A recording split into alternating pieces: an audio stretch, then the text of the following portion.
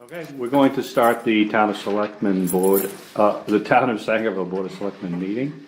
It's 5 o'clock, Wednesday, October 17th, 2018. We'll start with the Pledge of Allegiance.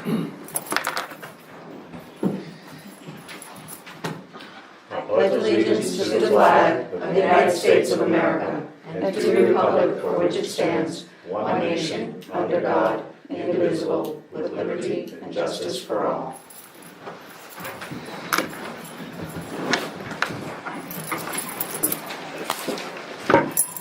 On to item 2, approval of the minutes, October 3rd, 2018, Select Board meeting. Make a motion to approve the October 3rd, 2018 minutes. Second. All in favor? All three.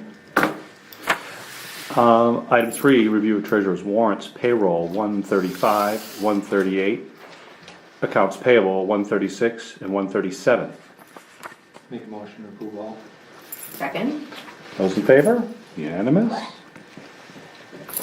Open session. Would anyone like to speak? Please do. All right, hi everybody. My name is Tyler Atkins. I've already met most of you one time or another, but I'm from Monson and I'm running for the legislature. So I've been spending most of my time going door to door, speaking with people one-on-one, caught you in the yard mowing the lawn, and also meeting with the town managers around the district. But the long story short is that I'm from Monson. I grew up here and then moved away for college and worked for a while and then came back. I'm running for the state house this year for two main reasons. One is about expanding broadband connectivity in rural Maine. And this, at its core, I think broadband connectivity in the 21st century is really the core of everything. We're talking about economic development, particularly in rural areas. If we want people to come here and enjoy the quality of life, sustain the communities that we have, we need to be connected. And that's from a job creation perspective. A lot of people like myself work remotely, but you need a robust internet infrastructure in order to sustain that. And that's not just on main roads. You know, there is a lot of stuff going on around the district, but it's not for everybody. It's just certain corridors. So I think there's a lot of work that needs to get done there. Then we're talking about a lack of opportunity for people here. You know, young people, my friends, we all graduate and we move away because there's not a lot for us to do here. But if you have connectivity, then you're not just talking about what employers are located between Greenville and Bangor, but you can work for any company anywhere in the world. And so you can stay here and make a living wage and grow your family, etc. We talk about healthcare costs. You know, telemedicine and remote care is a huge opportunity to lower the cost of healthcare, particularly in rural areas where we're getting a crunch of reduced services, shortened clinic hours, pulling back into areas with more population, etc. So there's an incredible amount of opportunity when you're talking about this type of infrastructure in rural Maine. And then the other piece is about expanding workforce training. And by that I mean mostly technical and vocational education in the school systems for young people, but then also retraining people as the economies and opportunities change over time. So you know, I remember when I was in high school at Foxcroft Academy, we had an electric car class, and that was the late 90s, early 2000s. We didn't really know that, you know, Tesla would become a thing so quickly now. And I remember that class very fondly, in part because it was so much fun, but it was also a great mix of students that you wouldn't necessarily take courses with. Right? And so when I think of technical and vocational education, I don't think of these as like separate one group over here and then the other kids are going to college or over here. Everybody needs all of these skills all together. So I think there's a lot we can do at state level to support communities expanding these offerings. So yeah, I'm here tonight just to make my little pitch, but also to hear what's on the agenda and see what's going on in the towns around the district. So happy to answer any questions. You can do it here or one-on-one later, whatever. I got a question. Yeah. Was Charlie MacArthur part of the electric car program over there? Not that I know of. Visit or anything? He may have given some money to the program somewhere along the way. He was strong into electric cars, right? Yeah. Yep. I do remember though, we were a pretty shoestring budget, and we would go to these races. And I was the driver, and we would go and race against like Yarmouth, North Yarmouth Academy, and these schools in the southern part of the state, and they had sponsorships from Mercedes-Benz. Oh, sure. I hope you beat them. They had these super fancy carbon fiber cars, and we were like making our own fiberglass shell and welding the frame together ourselves, But we had fun. We had a lot of fun. That's what counts. That's But great. here it is. Yeah, Yeah. yeah, That wasn't that long ago. You were doing exactly, that. exactly. Big scheme of things. Yeah. What work did you do prior to moving back home? So I still have the same job. I work for a solar company. So we develop commercial industrial solar systems. And it's funny because it's been almost 6 years now that I've been with this one company. And at the beginning, we were telling people, you should get into solar, you should invest in solar because it's the right thing to do. It's clean, think of your children, think of your grandchildren. And now we say, yeah, it's green, it's nice, but it's gonna save you a lot of money because the costs have come down so much. In Maine, I talk a lot about solar, and the reason we don't have solar in Maine is not because we don't have good sun, it's because we have bad policy. Right. And we don't need subsidies. That's not what we need. We need to be able to compete against CMP and the other people that own the existing assets. So we need a fair playing ground. Have you seen the solar farm down on 95? Route 2? Chimbros has a solar farm. Yeah, it's a big Route 2 headed for Skowhegan. Yeah, I haven't seen that one, but It's huge. yeah, It's huge. That farm is just solar panels. The whole thing. yeah, exactly.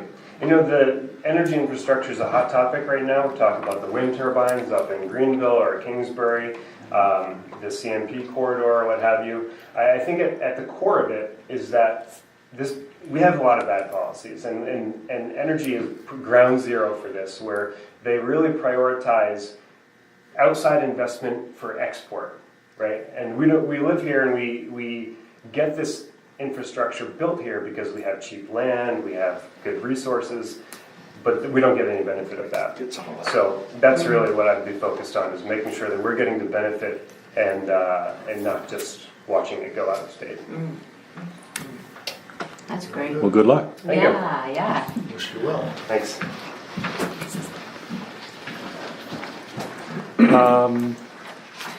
Selectmen's concerns. Is that the end of open? Oh, We actually have you on the agenda. You have your own spot. Oh. I wasn't skipping over you. I could see you down there. No? In fact, your spot's coming up here pretty quick. Committee reports, road commissioner, anything there? Well, this particular topic with Diane, but I also went out and checked the Line Road. They've got that narrowed down, and the gravel is picked up and moved, so that's looking pretty good out there. The McFeeters Road has been dig safed, and it's ready to go as soon as Seth is ready to do that. And then today's topic is with Ms. Burritos, working in that area down by Dave Leland's that we've talked about, where it floods the road because of the drainage there being an issue. And so there is a culvert across from her house that was blocked, and we know it's should flow. There's a driveway culvert also that goes there, and we know that the ditching in that whole area was practically non-existent. And if you go down and check it out today, it looks really good. So after Diane came and expressed concern about the flow of water onto her property, I went and talked with Seth, and it's a double-edged sword. He says there's a lot of water there because of the distance that it's flowing, and ideally he would like to keep that culvert open, but he would also like to add a culvert down by Eric Stumfel's. But to add a culvert down there, we have to have Eric's permission for water. You can't put a new culvert in without causing drainage damage onto somebody else's property. And so I called him. He's willing to talk. And when I talked to Seth, if we can get a culvert there, we're willing to attempt for the first year to see if we leave that one blocked. if the new one and the ditching will handle the flow of water. And if it does, then, I mean, this goes on the assumption we can get that one put in, then we'll leave that one blocked. If we can't get an agreement with Eric Sumfel on putting a culvert down by his place, Seth really feels that we need to open the other one because of the amount of water. So Stumfells would be optimal? Yep. Yep. And after going through the season, if that one culvert by Sumfells doesn't work, then use both of them. But I mean, we're willing to try to work with you. But again, it's other landowners that we have to work with too. And that culvert is intentionally blocked, correct? Yes. No, No? Oh. no, well, I'll wait till I can speak. So you speak. You can, yeah. The problem is not that the flooding problem on East Sangerville Road isn't from the partially blocked culvert that accesses my property and discharges there, because I still get a stream during the spring and snow meltdown. What's caused that problem is I walk this road every day, 2 miles.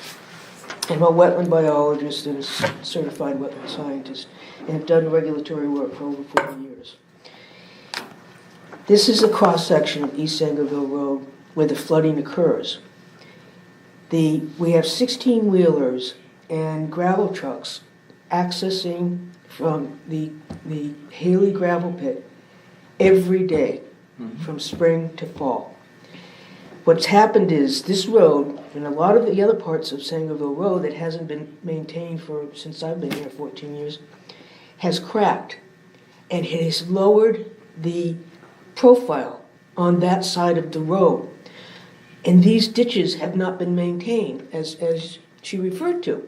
But now, you've got much more capacity to handle that load, and the watershed crests at the Morses for the roadway. So, my professional opinion, that ditching that was done today, and he did a really good job, by the way, is going to handle that runoff to, avert this kind of treacherous flooding of the road during the wintertime was really kind of spooky. My culvert is not, I didn't realize that, when I first bought the property that it was illegal to block a culvert. And I'm happy to say I paid money, but it didn't work. And would really, my garden, my organic garden, and the creek that runs from the culvert in the back separates my organic garden to my picnic area and fire pit and my compost. I can't access that during the spring and snow melt. I can't. I punch through. With the water saturating the soil, I punch through, I go up to my calf. And it's like I can't use that part of my property. And taking any more of that water there, I already get water from my neighbor's well. It drains in the back of the ditch. And I've got road runoff coming off just from the driveway that I have to maintain my gravel in the driveway. So, I was very upset this morning to learn that nobody had the courtesy to contact me, Chummy or Butch. And I learned this afternoon that other neighbors had been contacted that were going to have ditching on their property. And that's really hurtful. I've done, over $1,000 worth of pro bono work for this community in the years past. And not to have my neighbors who are on the road commission to approach me and give me a heads up that's very hurtful. Who did the ditching? Seth. Seth did the ditching. So you didn't send a letter out to? No, and it was on the other side of the road as her, and I think Butch might have been the one that contacted the people that were actually had the ditching, but he was only contacting them to say, do you want this gravel that's coming from? Oh, so we didn't Because they're actually the ditch your abutting- property? Correct, we We didn't. didn't actually ditch your property? No, it's on the other side of my property. No, I But understand what other neighbors that had the ditching, they were notified, but Well, they were Well, asked that if they makes wanted the sense. ditching That makes sense. materials. We do Right. it with tree removal too. Yeah, If we removed your trees, we should call you before we do that. Well, they didn't do that a couple of years ago. They should. I came home and I had clear cut in front of my house. And I was very upset because the noise from the gravel trucks, sometimes it's 18-wheelers, I can't have a conversation on my porch in the summertime. And I'm happy to,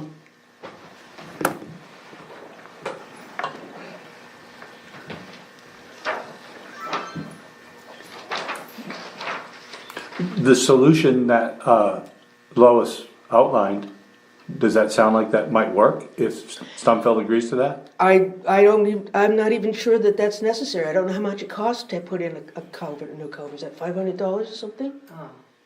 the culvert itself, if it's a metal culvert, which would have to be there, that's probably $500 or $600 for just the culvert. Yeah, and plus Plus the the work. It's the work. So maybe letting the increased depth of the ditches that has been done play out this winter and see what happens before spending more money or having, runoff go off to Stumfeld. And if that doesn't work, then we revisit this. Well, I guess if Stumfeld's willing to do it and the road commissioner and committee believe that's optimal, then Then you wanna it do solves it. your problem. Yeah, I just don't want to create another. But if it was like, well, in other words, it's difficult to do this just as a favor. And that's not what they're proposing. No, Yeah, whichever area is the one that should have where the Yep. culvert should be. is It's what the we- road that we're trying to protect. yeah, this is where, this photo is this. Yeah, we've got a lot of that. Yeah. Yeah, I mean, and the dump trucks, Yep. because of the, That's right. because of the angle of the road, will drive in the middle of the road when they come to that area because they're afraid of tipping, which is understandable. But I'm happy to show people the issue and take them on my property and show them that part of the roadway. But I think the new ditching is if it's maintained, because the vegetation that grew up there was like this high, and it was dispersing the water, the stems was dispersing the water onto the roadway, the lower roadway. Right. Well, we'll see how it plays out. well, and I included an email that I sent to MMA about the water easement or drainage easement, and it's not just a snap to thing that we can do, it has to go through town meetings, so, if Eric agrees to it, that's one thing, and then we have to get it written, and he's an attorney too, or in his previous life he was. Yeah, and- we're looking at next So we're year. looking at March anyway before we, So this culvert's Can gonna really get an have- experiment no matter what. yeah. So that's where we stand on that. Yeah, so there's no way to get the lower culvert in for this year. Not unless we do another town meeting, No. and I No, just, it's too costly, yeah. it's too costly. So the bigger question is our road commissioner confident enough to get us through the winter without opening that culvert or not? He would really, If he wants to open it, he needs to open it. We can't have the icing that was there last year.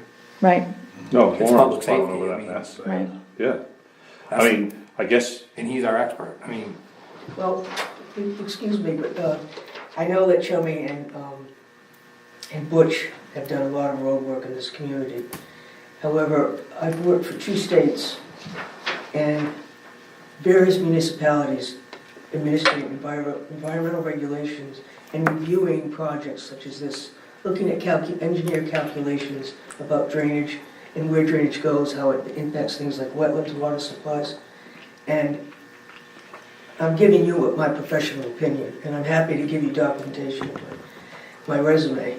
But the new ditching of these ditches should handle the roadway, the existing watershed. It crests at the Morses, and then the rest of it goes the other way. But it should handle that additional, that water with the additional depth of these. And I'm happy to talk to Chummy and show them what I'm talking about, or Butch. But I walk that road every day, snow, rain, and I watch what happens. And oftentimes the culverts they haven't been maintained in years on the roadway. And they get clogged up with leaves and stuff. Wouldn't it be, to ask your road committee to look at it, because they're right over there anyway, you're the road commissioner, and quite honestly, I suspect the three of us are gonna agree with whatever that group says.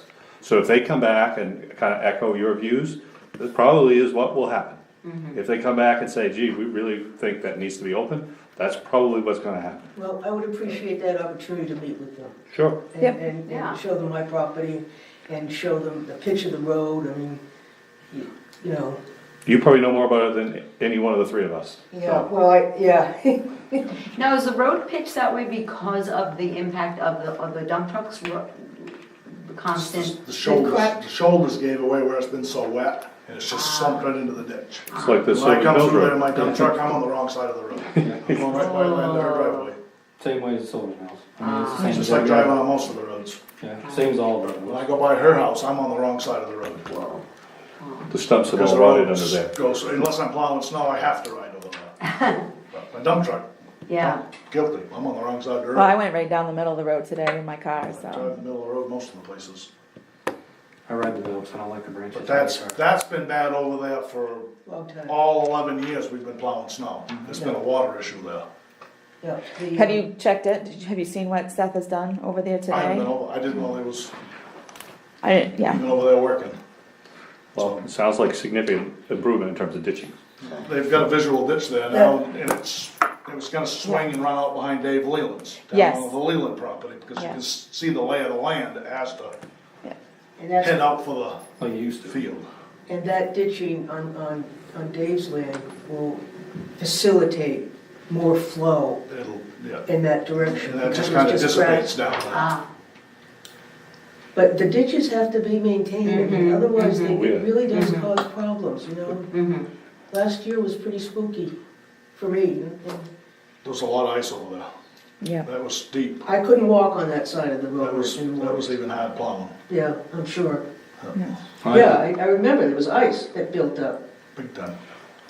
Yeah, that's It's not showing why all up this on is your happening. spot, well, it is today, but Yeah. over the last couple of years, it's pretty safe to say more road work has been done Oh, Right. than for a while, so we're Right. trying to get ahead of it. We're They've been trying to So we need to catch up. catch up, so. I know. yeah. Oh, there's a lot of catching up, but I hauled out through there last week, and I saw the line road, the gravel all piled up and stuff. The road was getting there, I'm like, this looks good. And Yeah. I saw the dozer was further down the road from your house, they hadn't made it all the way to you yet. Yeah. And Yeah, I figured they were headed that way. yeah. Take a drive by because the ditching looks, he did a really nice job. Yeah, because there was none, there was nothing there at one point. Oh, the ditch was probably this shallow, Yeah, and now today it's like this. Yeah, it's Oh, gonna that's be huge. good. Oh, well, That's in good. some of it, I think the ditch was higher than the road. it was. The road had just, the road's It really still down was. there. I mean, so, and he's really done, I won't say as deep as what we have on Silver's Mills, because we can't in Right, that area, right. because it's lawn and, but it's comparable to, you know, comparable. Okay, Mr. Chairman, I appreciate your time, you know, the short notice. thank you for coming in. And, you know, would appreciate to meet with the road committee, show them the property. So that- Thank you very much. You're welcome. Yep, I'm on roads, I thought on the way over here, actually, we drove up, you know, the area on Hartford Lane that we raised, right after Hartford Lane, we raised the road there. yes, It seems to me that shoulder should be, it's never been filled, so it's an extreme drop, it's 4 inches before you hit any shoulder. I don't know if you could use, recycled asphalt or gravel or what they would normally, That whole section. but of pavement you've is that way. seen it, it really needs to be brought up, doesn't it? Yeah. The whole section of pavement is that way. That's what I'm saying, that pace that was raised, No, I mean, the whole mile.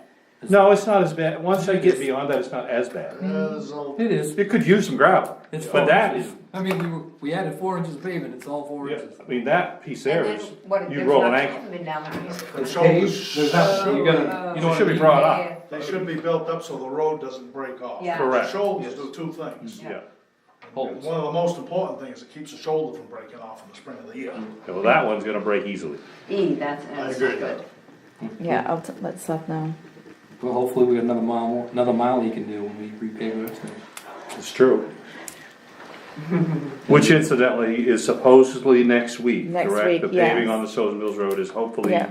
next week. Yeah, the rain has delayed him on his other jobs, but he had Guilford, Dexter, and us Lined for up. next week. Oh, Yeah, good. yeah. And actually, Great. we're on the right line, so Warren brought it up to me the other day, so I did send Seth a text about coal patch, because you said something to the basins on Maple. Yes. So I told Seth about that, Yeah. and I told him to get a hold of you. Because I knew you mentioned there was a couple other spots about coal patch, so I told him about that, and I asked him. On where? Maple Street. Maple Street, and there's I think on School Street, that There's a spot hole is in School sinking Street again. because of Yeah. Abbey Fowler. Yes, There's a hole starting at the base of the street as well. Yeah, so, Yeah, but I put gravel in that one at the Abbey Fowler School this spring. yeah, you did. I just filled it up. but I did tell him to, so that way there, I so see you can it's- steer him into both of these, so we can. But it's got a problem under the surface there somewhere. On This has Maple or been a School? problem On School Street. It's been making sinkholes for several years, I guess. Is there, My impression is the basin at the top of the hill behind the lady that lives on Pleasant Ave and Maple. Yeah. Well, that water collects there, and then I think it's following the sewer line down. You know, literally right beside it Yes. and washing away, Somewhere water's getting to the yeah. gotcha. following. And It's the one obvious on it's the following. base line. of the street, I think, is the culvert. Or I don't think it's really covered, I think it's a concrete pipe. Oh, May drain. Bless you. collapsed, or the water's leaking around the catch basin and going down beside the pipe, something like that, because it's a definite divot. There is a problem on School Street. Now, at the base of the hill, would that fall in the state's Maybe. right of way, And they maybe? just- they That just would be did one nice. of the basins. Yeah. They did the one over. That took me 6 years to get that. Yeah. Yeah, You should have done both at once, Chris, come on. And I'd really like to see a leaf catch on the other side of the street to stop that. Because the leaves build up there and then it stops the water flow, and then it overflows the road. Whereas if we had a leaf catch and it was just washing the leaves down through that, because it's a 3-foot culvert under the ground there. Yeah, You know, there's plenty of room for leaves to go down through there. But This spring, when we swept the streets, we found a a catch basin on Hotel Hill. I never knew was there. I don't ever remember seeing it. wow. And we dug it all out, we shoveled it, hand shoveled, there was so much sand and leaves and crap in that thing. wow. Huh. Now, which one's Hotel Hill? Pleasant Ave or you're talking Honeywell? about the one right across from The big one, Peters? state one. Dougie Okay. Haskell, just above Dougie Haskell. Yeah, that one, Yeah, yeah. yeah. Yeah, there's a basin on the south side. Never knew it was there. Yeah. So that thing's been buried for years. And those are catch basins underneath there? Oh, What is it? What's Well, it under? was a square grate. Oh, okay. This is an angle on it, but there was truth, it was 8 inches of leaves on Oh top my of God. it, sticks, and everything else, because it's quite a depth down to it. And it just fell right up and people just been going right over it. But underneath there, is it concrete or steel? What is the basin? What is all that drain? I imagine it's concrete. It's concrete. Basin down in there. Okay. yeah. And they go to the river. There's one that runs down beside the restaurant building, that's an exit for the stormwater drain off. There's another one somewhere around Dave Cotter's building, I don't know if it's on my side or on the far side, that dumps out into the river. And then there's another one further up, I believe. Where they all down. The willow tree, Central. Seth Yes. said he talked Got to it? the state. And the Great. state, I was gonna get out and talk to those guys myself, and then I was like, they'll probably say. I think yeah, Seth we- said he texted me and he said he got the willows tree. Did they do it? I don't know, because I think, they must have, because I went down through there the day. and you didn't notice it, so it must have been gone. If I bring my tractors in town, I was gonna stop that until on the way by. Well, you might wanna give it more of a haircut, just prophylactically for next year, because it's just gonna grow again. If it's not, I'll ask Joe. Joe gives it The permission. property owners are fairly decent to work with there. Well, that's what I mean, I know Joe, so I was just asking. Oh, there you go. Yeah. If it's not done, we can do it. Good. Are you gonna drive your tractor over, like driving down? Anything more on roads? Oh, Probably here. Okay, that's fine. Do you wanna speak? I can if you want me to. Well, I only asked because we had open session, we went past Yeah, I it, know, my but we kid have no had problem playoff games, backtracking, so- if you want to. Yeah, that's fine. All right, I have don't know at if it. you guys have copies yet or not. Yep, they do. I don't know if you want a copy, just that you hear. I've put together an adult use marijuana opt-in ordinance. I'm more than happy to collect signatures, get feedback, participate in the process, do whatever needs to be done. You know, nobody's come up with an opt-out ordinance or suggestion, and Well, there really You wouldn't know, be there's one, no- because there's only in. Now, after you get well, in, I mean, as far as a moratorium, I used the wrong term. right, but even that could be reversed, Yes. so you, there So I'd wouldn't be like an to see opt-out it until come you to a opt in. town vote. Like I said, I'm more than happy to collect signatures. I do need a little assistance putting that form together, because I'm not that experienced. Lois can tell you what number you're gonna need. I'm already familiar with all that. Oh, okay. He needs like the wording of the I warrant just need article the word, itself, and I can yeah. do that. I didn't bring it in, but I have And you know, that I the know- process, you have witnessing of the signatures and all that. I've been the through all of residents. that Oh, part okay. of it. Yeah, I would say, I've only had limited draft and participation. I'm guessing there's gonna be all sorts of examples available to start with. I doubt there'll be a shortage of them, so. For the But they're petition. For the very petition, hard yeah. to come across. Really? Yes. Well, the petition Has has to to be be the petition. ordinance. Right, yeah. Right. But as far as my question, I guess, for you, Chris, because Yeah. I am very illiterate when it comes to this conversation. How or where did you get the information to draft this ordinance the way you have? I participated in the legalization campaign. Yep. Through that, I made contacts with legal professionals. I reached out looking for assistance and found one that was more than happy to assist. And this is where that came from. So is this basically, I guess what I was looking for, this is something you, and you're a professional, this is something you've drafted for the town of Sangerville. This isn't per se a generic or This is- one that other towns are using. No, Because I'm this is sure something there's a that- lot of towns gonna have one of these coming in the spring. Yes, there's, but like I said, they're very hard to come across at this Okay. point.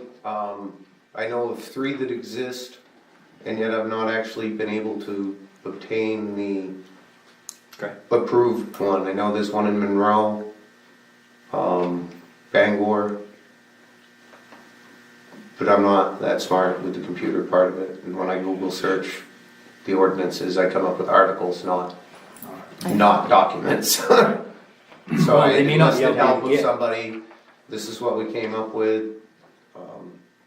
You know, this isn't the end all, this can be worked with, you know. I sound slightly greedy here, but I wouldn't mind if it zoned it right to what I own. I mean, I've put the work into it, I'm not sure I wanna share with everybody at this point, but. Well, that would be a I'm whole all- separate issue. That is a whole Zoning is separate issue. and right now there But, is none, so. Well, and that's another thing, I'm aware that there's no comprehensive plan, so what is there for zoning that can be done? Right. That's something I'm clueless on. But as far as yeah, I'd collect the signatures and make sure, like, it sounds like you know what they have to be, the right person has to witness them, and it's the law of the land, so as long as everything's done properly, I don't see this board blocking it, so. Lois said that if both boards approved it, it could go to a town vote? If without they, signature if they collection. choose to do that, Yeah, that is, What's the other board? Both boards? the planning board. Planning board. I think the Oh. planning board is Oh. on board with going The- forward, with what we have, or what he's presenting. And if they choose not to, or you don't want to, and you say. But you I know there's a great day to collect signatures coming up here really fast. Yeah, but you And- you gotta be outside, right? You gotta There- sit There's a in- rule sit on on, you it. sit on I your am not allowed wall. to speak to people prior to voting. Correct. Oh, there you go, so you know more of the rules than we do. Yeah, So we need to stand at that door, so. Well, Well, and I got a pop-up I can put I would up. say it'd have to and be I'll come up outside with a the heater door if It's a because- cold day, you know, I'm flexible, I understand how the process works here. Yeah, I would say that's, for myself, Sangerville didn't vote to approve recreational. In fact, they were like 58% against. So, I understand. So I would say, go that route with the and signatures, get it on there and see what happens. yeah. I think that's the best route, is to take to do the signatures and lay the blame on me. Well, It's not about blame, because I mean. No, but you know what I'm saying, as far as, some people will sign it and not necessarily vote for it. And Absolutely. I've seen Right. that happen. It's I've like, done it let's have the myself. debate. I've Yep. signed Yep. for stuff that I've ultimately voted against, just Sure. because we have that process, and I'm gonna, you know. Right. Sure, I feel- Supporting the process. I'm Right, supporting right. the process, Not not necessarily the the document. right? Yeah. So then would that put it on a warrant for like March, or February, Yeah, when we have our town meeting. when we have our. Annual town meeting was what I was shooting for, I wasn't gonna try and have a special town meeting and waste funds, and that was, that's my opinion. Okay, that sounds fine. I think that's a good direction to go with myself, Yep. the way you're thinking. Alright, so warrant article. You want me to just email with like, Could you just print it up, and I'll pick it up, and yeah, like, Right. well, like the one that I did, that I had for the alcohol. We'll just take that, because you need a generalized statement right.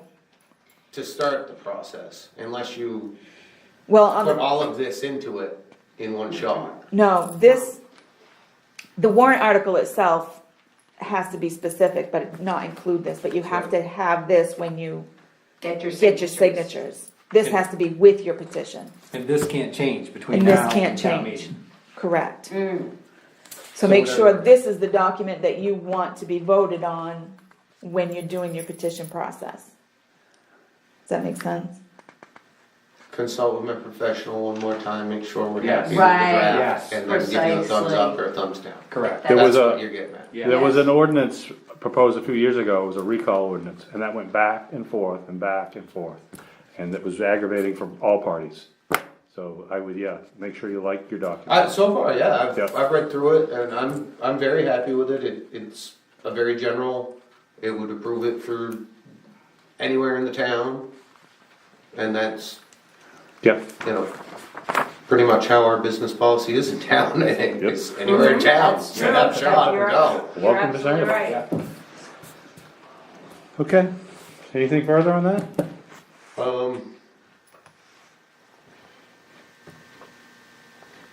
Planning board's second Thursday of the month?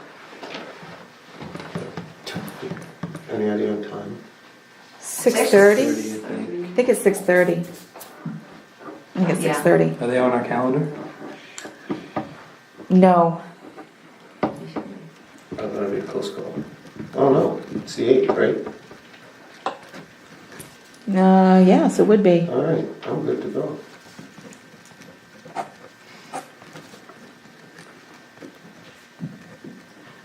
Lois, what's the number of signatures that Chris would need? 62. Well, see, Is this that what is, it is? 62? Official. it's gonna, it depends on if he waits and does Oh, it there's a before or gubernatorial. after the gubernatorial election. So if he gets his Oh. petition, and because this it could be a could go big up, election. it could be big election, he may end up needing More more. signatures.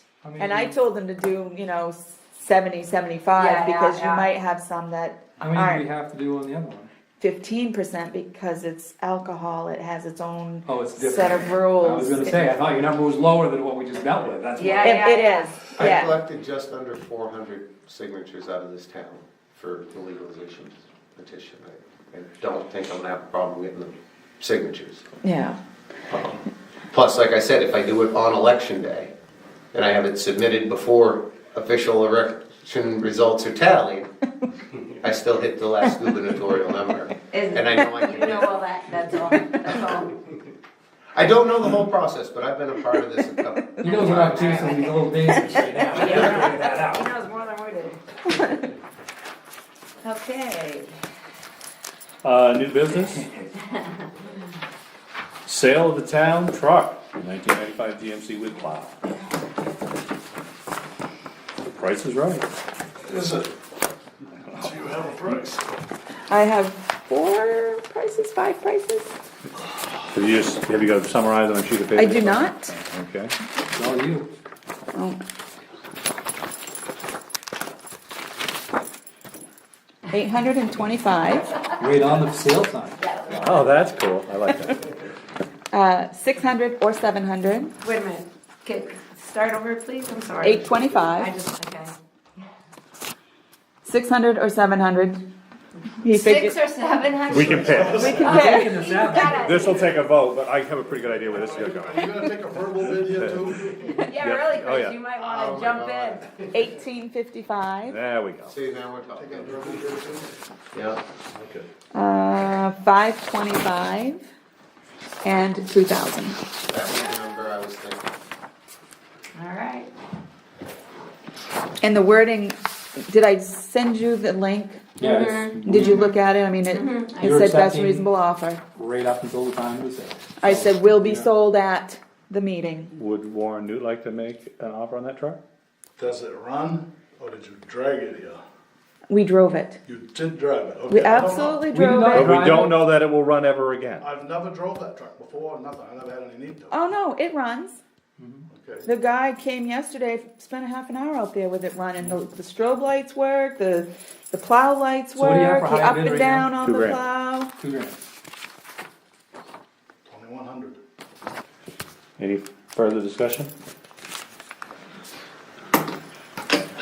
Make a motion? Make a motion to sell 1995 GMC plow truck to Mr. Warren Newt for $2,100. So it's a C&W. C&W, Oh, yeah. sorry. Sold as is, where is, no As warranty. is, where is, Oh, come on. Don't let me forget to take the I'll plates second off. that. Oh, sorry. I'll take them, I'll Those in favor? It's unanimous, you just bought yourself a truck. Congratulations. I might regret this. Give me one, I gotta step on your toes since I had to do an emotion like. We've been hemming and hawing and all the things. There you go. It's like, the plow's rough. Oh, sorry. Jeez. That's kinda where I was on it. It's a 9-foot plow, it's worth more than the truck is. We value that truck 0. Well, the toolboxes, those are nice. Yeah, it's a nice shiny toolbox. We're gonna use it. Don't beat up your truck, you just bought it. it I'm is, not saying it's a good truck. And So you take the better plow be off and give me the registering truck. that before you drive it And home. negotiations are Yeah. over, so you don't have to beat it up. You can, We will drag that on a trail. Oh. Drive it on a trail. Drive it. It'll If go. drive, It'll we'll go. Drive it on a trail. There is a big hole in the floorboard right under the driver's seat. Saw that when I crawled. the deal is done, okay? that is the backup generating system, so you can Fred Flintstone your way home? That's Yeah, right. because I think the wires are right there and you Yeah, can, you can use your use- toes to Sure. manipulate those. It's a high-class GMC. Yeah. Feel better about my last purchase here than Okay. that one. I'm skipping around here because the time isn't aligned perfectly. Okay. Item C, add vision plan. Yeah, MMA, the Health Trust, offers a vision plan, and a new employee would like to purchase the vision plan, and we just need a motion of the board that she pays for the vision plan out of her own pocket, but you have to allow them to purchase the Make a vision. Didn't we do that Motion. before? Not vision, we didn't add the vision in. Did we do dental? We do dental. Right. But I So- thought, yeah, I thought we already did that. Sorry. Oh, no, it's fine. I'll make a motion to add the vision plan to the employees' health trust. At their- Trust? To what? At their cost. At their cost. Second. Any further discussion?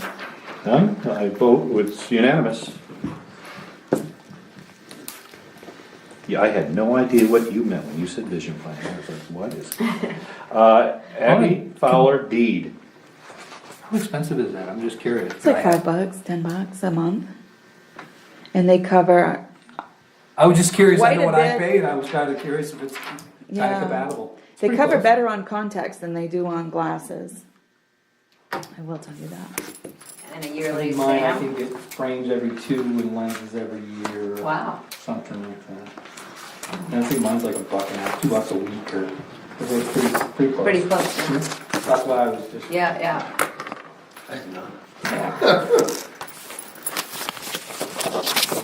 Did I forward you that as well? The Abbey Fowler Yes, you deed? did, yep. And Yeah, because I asked the dump the question. trees were accounted for. Because you didn't read it. Well, honestly, I didn't think it changed, that's why I didn't. When did you forward that? Today? No, Oh, okay, last okay, week. okay, okay. Are you I was gonna say, acting as 'cause I did notary not see it today? it was, Okay, Okay, yeah, I saw that, yeah, yeah, that's I saw not a that. problem. There's no conflict, no, okay. This doesn't require no motion, just requires signatures, is that correct? I believe, I mean. I mean, you've we've already made the motion. This is It wouldn't hurt to make a motion to sign the deed. I make the motion that we sign the deed. Second. Is in favor? Yeah, almost had a split vote, first one, So, huh? you hesitate. There's always one. And I did get an email back, I sent, to the Abbey Fowler Committee to let them know that we did the accepting and reserving of the trees. Yep. And Toby sent back an appreciation that we got the 2-year window in there to accept. You got a better chance of those. making it. Well, and that's what he said, he's already been in and he started the root pruning, he pruned the top. So he knows what the window is on that. I know, I always think we got framed. Are any of you going to the Piscataquis County? Tomorrow. It's an annual meeting. It's an annual meeting, and Brian Howard is I know. being acknowledged there. Are you going? I am going. You are going. Are you- Terry and I are going. You are? Tomorrow night? Yep, yep. Are you going? No, I thought the chair was gracious enough to. And Lois, you're going. I'm going. See, I- Chris isn't going, I Oh. signed Chris up and he can't go. So actually Doreen's gonna go Oh, with good, me. good. I idea. think that's a good idea. Yeah. I think Alvina went last year. It was a nice event. I would recommend Where's it it if you being have. held? It's right in the, is It's it in the mill new building? Commons, no, Oh. it's the new Commons, Where? Oh. Oh, down by the police station. Oh, That okay. building that Oh, they the new just building. rebuilt, Yeah. yeah, the Yeah, new okay. building. All right. So you're It's that fortunate. long. Yeah, I would have white gone to one. the wrong place. Well, no, when I went to the one, we went to the mills and they're way out in the back and That's there's what like we did no last heat. year. We were fine. It was a nice day. Yeah, yeah, It was a nice one. what time is it? 5:30. 5:30? 5:30 to 8. And if you wanted to go, I think if you called Denise Bazzelli, she would probably add you. Yeah, And because you get a can name pay. tag and Oh, Yeah, Yeah, it's yeah. $25 a piece, I think. okay, okay. Have a luncheon. cash bar. Priorities. There is. The person that doesn't drink mentions the cat. Somebody might be interested. So we'll skip over the, because our public hearing needs, well, you didn't have a time on that, did you? We can start that, can we not? No, it's at the top, it 6 starts at o'clock. 6, Oh, okay. but letter E is something different. All right. So a couple of weeks ago, about a month Yeah. ago, we approved the appendices for general assistance. I had a client come in last week and I called the hotline and they're like, well, you can do this and this and this. And I'm like, I can? And they're like, yeah, when was the last time you read your ordinance? And he says, you know there's a new ordinance. I said, but we already have an ordinance. And he said, no, every time they put out a new ordinance, the whole ordinance itself with major updates, he says, you need to do the same process as the appendices. So it's not a town meeting thing. I mean, we just do the same thing like we did with the appendices, and it's a 2017 ordinance versus 13, 15. And so it falls in line with like this Obamacare rules where the kids are covered by their parents under insurance until they're a certain age. Well, that kind of follows through into the GA aspect where parents are required to pay for their kids until they're 25. Okay, so it needs to be. So it needs to be updated. So we So- can't do this today. We've No, gotta so we post have it to do the just- same thing. We have to post it as a public hearing and then, but we can still do it like we Okay. did the Right, public in hearing the in middle of the middle of the it. meeting. Yep. And All right. so if we just want to put that on next You want agenda. a motion for that general assistance? No, No? I just Okay. wanted to let you know that that's Very what Guess we we'll need to do. Do a selectmen's meeting, open the selectmen's meeting, switch to Yep. the public Have the hearing, public hearing. then switch out of that, we'll go back to the, yeah. Yeah, okay. so we'll just do it November Sure. 7th, I think, yes. Yep. Item 8, old business. Well, okay, that's good, we'll do that there. Town meeting date, you just mentioned it, which jogged my memory. Right. I had contacted, Paul Davis, and Yeah. I think I forwarded you his response that any 3 of those dates in February, so which would you prefer? I would prefer to see the 21st, but that's up to you guys, I mean, if you wanted. We Oh, we decided don't on wanna do the Thursday. 14th, cause, yeah. No, we don't wanna do the 14th. No, stay away from the 14th. So, I don't have my calendar with me. I think the 21st is a Thursday, right? Well, if the 14th is, then the 21st is, but I don't know if the 14th is. Thursday. Okay, February 21st is a Thursday, so we do at 6, Feb 21. Yep, Yep. and And that gives you the 28th as a backup if you have a storm or something. do the supper, see if the Same thing. historical Same society thing. wants to do the Supper supper prior at to 4:30, 6. 5 Yep. o'clock, I don't remember how much time we gave last time. It worked out very That well. was good. Last time meeting was very short, quick. We're gonna follow We the are same. going to Same do it thing, again. Yeah, Yeah. everybody has an option to eat first, Except that that we're way we're doing- not breaking up the meeting. I thought that worked really well. This last meeting we had was excellent. We're gonna have it move forward. we're going into February. And we're gonna, Yeah. we're in gonna, February, not in March. not March. And that way we stay away from Nowhere near Easter Easter. and the gun show and all of that kind of. Good idea. And if we have a snow date, we can, open the meeting, postpone it, and close the Only meeting. downfall to that is that's February vacation. Oh, does that make a difference? Oh, that's a huge difference. You know how many people take off to Florida? Perfect. Was February 20. I think it's still better than conflicting with Gun show. Valentine's Well, Day. it actually is, well, we may not even have to worry about that, I was gonna say basketball. NPA tournaments, yeah. Oh, we're not worrying about Honestly, when basketball. I'm just trying to envision who usually attends town meeting, I don't think either one are really gonna be a conflict. Well, Who and, usually and, attends. and the question is, I mean, does that school make No, it to you're the gonna point tournaments? there, Yeah, usually first 1 or 2.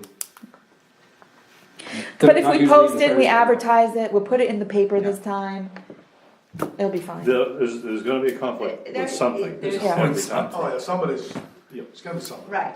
It just, Inevitable. Yep. Alright, Okay. Any more old business? no, Correspondence? no, Item 10, request for additional agenda items. nope. Executive session? not None. any. I guess we have to, we've got to recess until 6, and then we can start our public hearing for the Sunday sales question. So, Make a motion to recess? I'll second. it's unanimous, we are recess. Can I push that Yeah. button? Okay, we need a Bye, Chris. motion to start our public hearing on local option alcohol ballot. Make a motion to start our public hearing on the local option, no, that. Oh, there we It's go. right at the top. Local option alcohol ballot. Second. All in favor? And our hearing has begun. Anybody have any comments about the local alcohol option ballot? Any questions? Questions? Concerns? I guess for the record, if you vote yes, you will be opting to allow the sale of alcohol on Sundays in Sangerville. If you vote no, you'll be opting not to have the sale of alcohol on Sunday in Sangerville. Do they now? So voting yes will continue to allow the same process that you already currently have. If you vote Voting no, it discontinues it will no longer be The- allowed. what they're, right. So it's pretty straightforward, Anything further? That's what I thought. right? All right, I'd make a motion that we adjourn our public hearing. Second? Unanimous.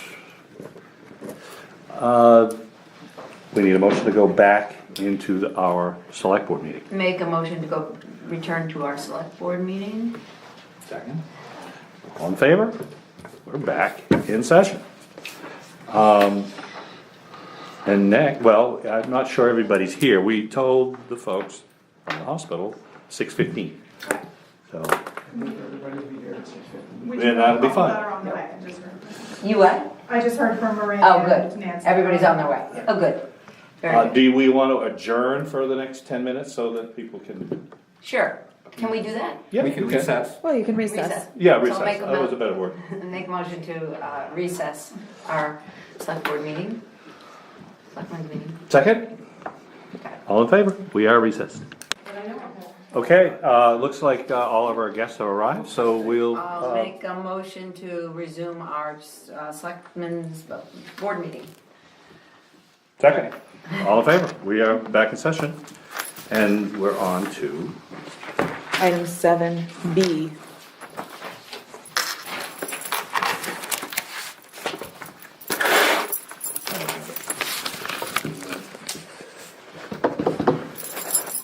oh, we're meeting with HAD 4 directors, and it's 10 after 6. I'd be happy to introduce everybody, Mike. Please, Rick, that would be great. And you can all introduce yourselves. Amanda Thomas, our chair of the board at the hospital. Marie Vino, our wonderful CEO, our wonderful CFO, and the real boss, Kelly Rockwell, who kind of takes care of all of us in Marie's office. And you didn't say Nancy's name. Nancy Glidden. I did say Nancy Glidden. No, you just said she was the CFO, but you didn't say her name. She is an amazing CFO. She has been a Okay. friend for many years. All right. I apologize. And I'm Michael Warr. Dale Gray. Jody Cabot. Lois Jones. Hi, nice to meet you. Nice to meet you. So I'll let you guys start. Well, we sent you a letter, actually, can I stand or? Yeah, Sure. or You do, come yeah. closer, Or or, come closer. No, yeah, you don't all have to sit back. yeah. So we sent you a letter outlining some work that we've been doing, that we've been working on, with the board, has been working on the potential for integration with Eastern Maine Health System, which is now known as Northern Light Healthcare, since 2015. And I don't think that's a secret, it's been quite public. But we're getting to the point now where we're getting ready to think about entering a definitive agreement, and we're seeking support from our communities in order to do that, because we are an HAD. So we sent you a letter outlining the progress to date, and we are here tonight to answer what questions you have about the letter or anything else about potential integration that we can tell you, to hopefully make you feel comfortable with that process and us integrating with Northern Light Healthcare and why we would want to do that. Do you want me to give you more of an overview, or would you like to just go ahead and start asking questions? How would you like to do that? I don't know what do you think? Do you feel like you? If you have a question, go ahead and. Not right. Okay. Right off. I think the motivation behind this, or at least the impression, Rick has been keeping us up to date. A lot of it's basically, the motivation seems to be sustainability of the hospital. Yes. We don't want to lose our hospital. That's right. And so we've kind of been apprised of that process, and that seems to be what this is about. Is that fair to say? Yes, yep. Okay. And I think that we would not want to present to you that we think the hospital is in imminent danger of closure right now or in the next year, but we have not made money on operations since 2011. Our balance sheet, which I brought the balance sheet person with me in case you have questions about that, doesn't show that we lose $1 million a year, because we make profit on other things like stock income and things of that nature that make it look a little bit better than it is. But we don't foresee that 10 years into the future, if we can't make money on healthcare operations, that we would be sustainable without a larger system to help us to get through that. Mike, one of the other things, if I may, is it's beyond, it goes beyond the sustainability, and I think Marie can. I was just certainly about back to us up. say It's something else. It's not only, it's keeping the services that we have. If we look at where we're going, we will not be able to maintain the level of service that we're providing. And I think it's really important for our communities, being as far as we are from Bangor, really to make sure that we do that. So that's kind of part of this whole process, is not only the sustainability of the hospital itself, but making sure we don't have to start cutting services. That's an important issue, I think. I think that another thing that, to point out is that our vision and Northern Lights vision, EMHS, I'll call them EMHS, is really to have a more regional healthcare system with us and the CAD hospital. So we have been really competing with each other for services over the years. You know, they built a clinic 0.6 miles down the road from our clinic in Guilford. Patients from CAD routinely drive by Mayo in their ambulance and go to Bangor because we're not partners. And their vision and our vision is that would change, and that there would be more of a regional healthcare system for Piscataquis County as opposed to two separate hospitals that don't really work well together. So we have already started the process of working together and are sharing some physicians and sharing some staff, but the vision is that would be a lot more comprehensive, and that we would really be sister hospitals as opposed to, and that's an advantage to Mayo because we are the largest facility, and they do envision, you know, using our facility more so people don't have to go to Bangor. So that we think that's a win for Mayo. The word that you used, integration, is that you know, there's dissolution, there's merger, It's a and merger. you're using the word integration. It's a merger. It's a merger. It's a merger, yes. So we would, the current HAD Mayo would cease to exist, and it would become a 501c3 not-for-profit, and that would be wholly owned by Northern Light Eastern Maine Health System. So we would be a member hospital just like CAD, Sebasticook Valley, Eastern Maine Medical Center, etc. We would be a part of the system. Like an acquisition. More like a partnership. Well, yeah, but it is a merger. But I mean, they would call the shots. No, there's a governance model. We would still have a local board. It would be comprised of, at this time, the same board members, and mostly, there are several board members on the HAD board who have expressed their interest in retiring from the board, so there are 4 or 5 that probably wouldn't integrate into the new board, but most of the board members that are currently on the board would stay, at least for their initial terms.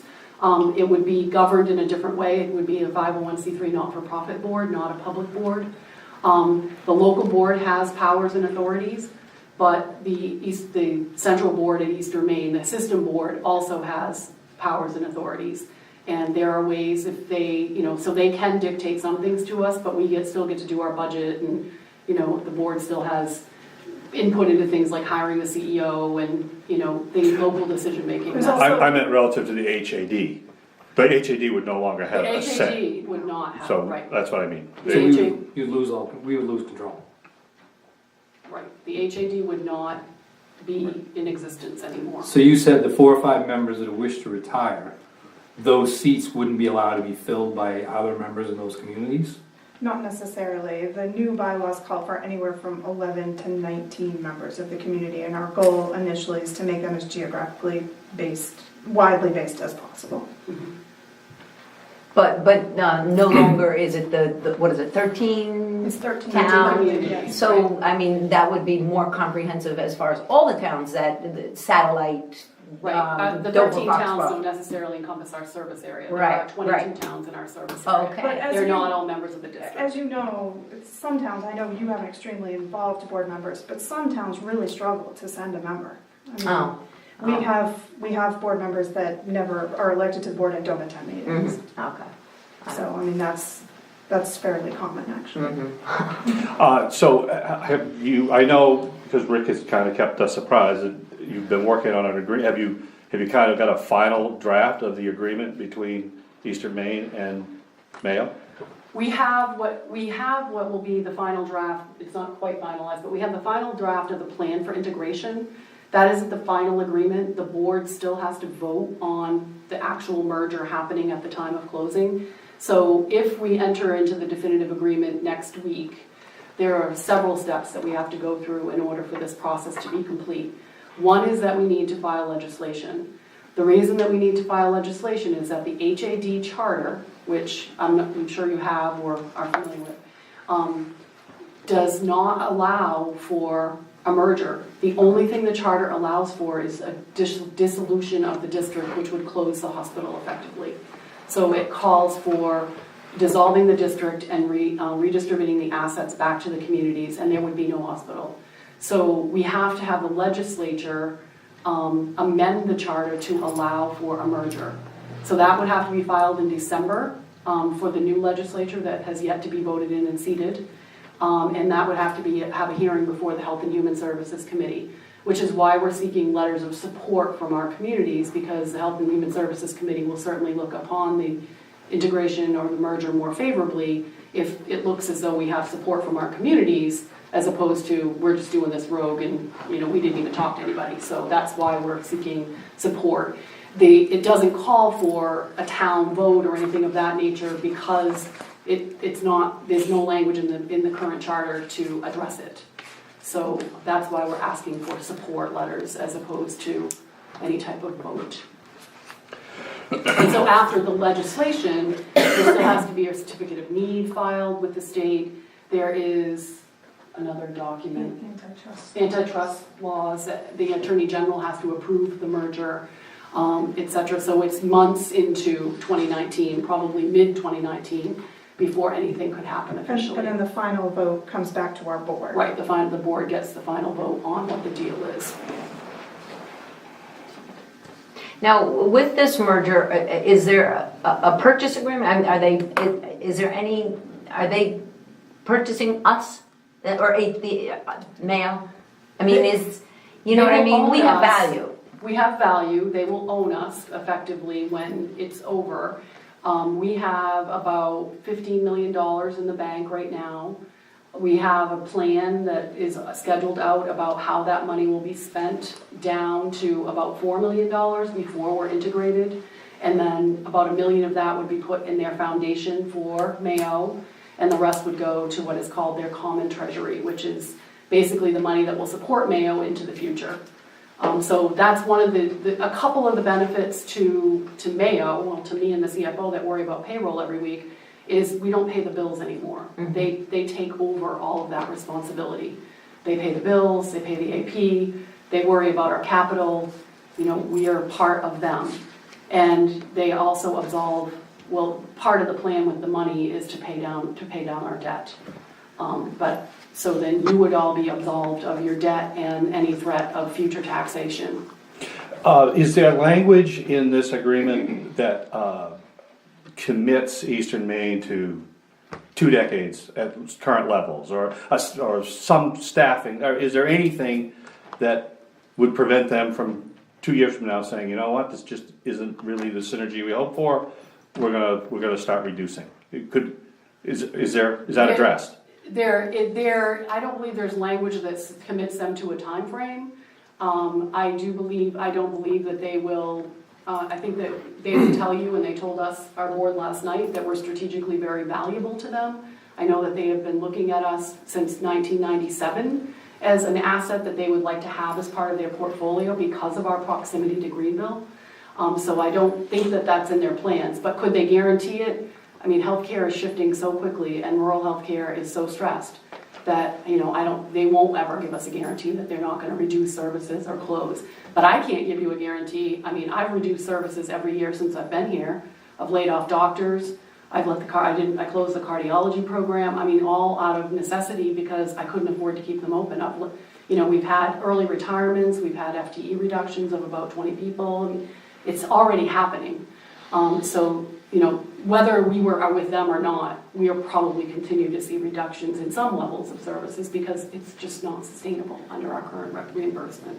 We did have a board workshop with Northern Light last night, and they were quite clear that they are not a for-profit medical center. They're not in this to make money. They are definitely in this to serve their mission of taking care of the residents of this community. And Mayo is a big part of their strategic plan for taking care of residents in Piscataquis County. They are also financially stressed. It's pretty well documented that they have some issues. So we could be in a situation where this acquisition is seen as dilutive, and the credit agencies hit them again, and who knows? Well, we're not losing enough to dilute them. So, and I have to tell you, they won't do the acquisition if they think we're dilutive. The board won't, their board. won't. Yeah, I suspect they won't can't. because Moody says you can't. or Right, you're- no, they right. will not, and that's, their board is extremely hesitant about taking on any more hospitals because, and in fact, I think we're the only one that they're talking to at this point. And I do believe it's only because of our geography of us being right between Greenville. And that we're accretive. Yeah, yes, we're not, I mean, We, because financially, we're pretty sound. our balance sheet is strong, and they wouldn't take us if we were a Mercy or a Maine Coast that we're losing $10 million a year. And that's kind of my concern, is I looked at this was kind of an interesting graph. I would love to see what Eastern Maine looked like on that graph. Good point, I don't know. Because that, to me, that's really the more important part of this. I Because think- ultimately, that's our home. Right. They, their CFO was here last night. He addressed their plans to, they have a 3-year plan for financial improvement. They were not re-downgraded this year. He talked about how they had beaten their goal in 2018 of, the financial gains that they had made this year. They have 2 more years of their plan, and they're hopeful that they'll get re-upgraded. I think one of his points, which is extremely valid, is that healthcare overall, from when you're in a bond situation, I mean, we can only get a bond from the Maine Bond Bank. We don't have enough money to even be a bond-rated organization. But healthcare overall is rated very poorly by all the bond agencies nationally, just because it's, so dependent on government payers and there's so much political. I would suspect, though, the HAD can borrow money very competitively. We Because, can in the bond bank, yes. we can, but we Because actually we had a loan last year that we got more competitively through Bangor Savings than we can get from the bond bank. Yeah, but as interest rates go up, that could get Right. more We could competitive. but we just really can't afford to borrow money because we can't pay back our debt right now. Mike, just one quick note, in terms of addressing this solidity issue with the Eastern Maine. I don't know if anyone's aware, I'm sure Marie and the group are aware here, but Eastern Maine or Northern Lights delivers 40% of the entire healthcare in this state. They have 120 locations, 9 or 10 hospitals. And the point I'm trying to make, and having dealt with them for many years, is, I mean, it's almost a too big to fail deal. Without Eastern Maine, I mean, there is no health care in all of Northern Maine. So I don't think it's reality. We did discuss this issue last night with them, and I think they do have a plan in place where they in fact are definitely improving. I think they've already worked on that. And I really felt last night, because I had the same concerns, okay? And I felt after listening to what they're saying, plus their dedication to rural care, and in terms of kind of cleaning things up with better communication, I think they will do better. And I personally felt more comfortable last night with the entire picture. So again, I mean, I really believe that they are truly too big to fail. It'll never happen. The state would not. In my business, you don't say that. I wasn't going to say it, but as I said, I mean, it's reality. They deliver 40%. No, I suspect they will always have a footprint. I just question where we will land in that footprint. And I think it's a great question. Because they're going to have a struggle. There's just no way around it. Acquiring us for free would probably be helpful, and that may work for a while. I question why we would give this to them, because we have control. When I read this charter, it was a pretty ingenious invention, this HAD4, what it allowed these municipalities to do, and the authority it gives. We can run that hospital forever as long as we're willing to levy a tax. As long as Now, I think that's the key phrase. Correct. As long as we are willing to levy it. And we haven't yet. And maybe you could add a couple of towns, or maybe there's all kinds of different things. Now, at the end of the day, you might be right. We might have to, 10 years from now, we might be levying such a tax that all 13 towns say, that's it, I've had it. This is too expensive. And then you won't have a hospital because We they can won't still come back. give it away to somebody, because that's what we're gonna do today. who are you gonna give it away to? They're the only partner that is even interested. For a free hospital. Yeah, but, Because they're also taking all of the liability of the hospital. Well, we know our balance sheet's pretty strong. But we know we're also losing somewhere between $1 and $2 million every year since 2000. That's with depreciation. We look pretty good compared I to don't know, that. Nancy, do you wanna comment on that? Well, in addition to just covering depreciation, we have debt service payments throughout the year that are with interest, probably $700,000 or $800,000. And depreciation is really intended to give you room to reinvest in new equipment, replacement equipment, make repairs to your facility, which has been done at Mayo for a number of years. The age of plant of the facility, which is a mathematical calculation that you can use to compare yourself to other organizations. For Mayo, it's between 16 and 17 years. The average hospital in the state is probably 11 or 12, and that just means that we haven't reinvested as much as we should have. We did a first pass at our capital budget this year and came up with 4.9 million. Our depreciation expense is less, it's around 2. We don't really have enough cash generated by that depreciation to buy a capital budget of $2 million to pay for the debt and to cover that loss. It exhausts itself really quickly, that cash flow from depreciation. So I think it's a fallacy to think that that's a kind of a cure-all. It would be fine if we had zero debt, and we're not actually a high debt organization. We have about 27% debt to equity, which is very favorable, actually. It's a good ratio, meaning that we don't use all our own money, but we aren't over leveraged either. So it's kind of a decent number. That's a good one. And when we talk about the strength of the balance sheet, that's one of the things that we look at as a strength of ours. But to be honest, that's only in the last 2 years. Before that, we only had 8 or 9% debt to equity, and we had a very underinvested in facility. So we did leverage some money 2 years ago to do the renovation of the med-surg unit and to build a new oncology unit. But we have major structural issues with the building. We need about 1.5 million for some brickwork. Our brick facade is leaking. It needs to be essentially redone. We do have physician office needs, and some of our buildings are actually, I guess we'd call them the red zone. They've been evaluated for their efficacy and for their efficiency and their functionality, and some of them are quite poor because they're in really old facilities.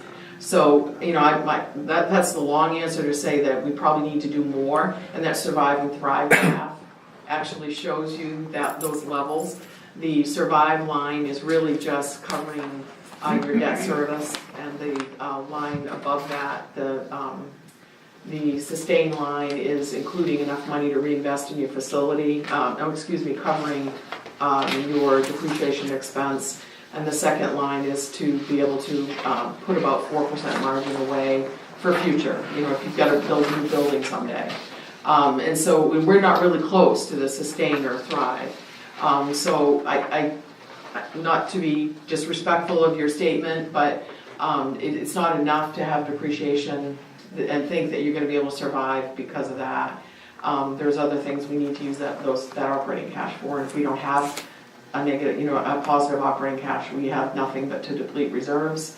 And I think Marie and I have both seen over our careers more than I've seen 3 or 4 hospitals deplete their reserves and not do anything until they were down to $1 million, which is like 4 days cash on hand. And I wish they had talked sooner to partners or done something different, addressed their operating situation. So we're, while we are anxious to become part of, and I say this from a personal perspective as well as on behalf of our team, anxious to become part of a system that is more efficient in how it delivers healthcare. We're also actively working our own financial issues all the time. It's not that we abdicate that role to anyone. We will be held accountable for that in the future as well, but we work really hard on that already. So those are just my thoughts on it and my comments. I'd really be happy if anybody had questions. I'd be happy to answer any.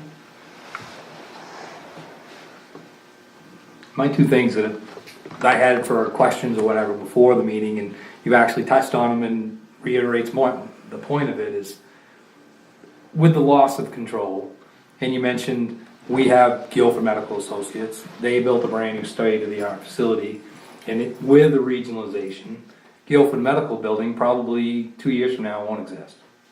Or, It won't exist by well, next June, but there again, if because we're, I have to close it already. I don't have any doctors and our lease is up. And it's losing a substantial It's losing a amount of money. substantial amount of money. but that's what I'm saying, but it has lost a substantial amount of money.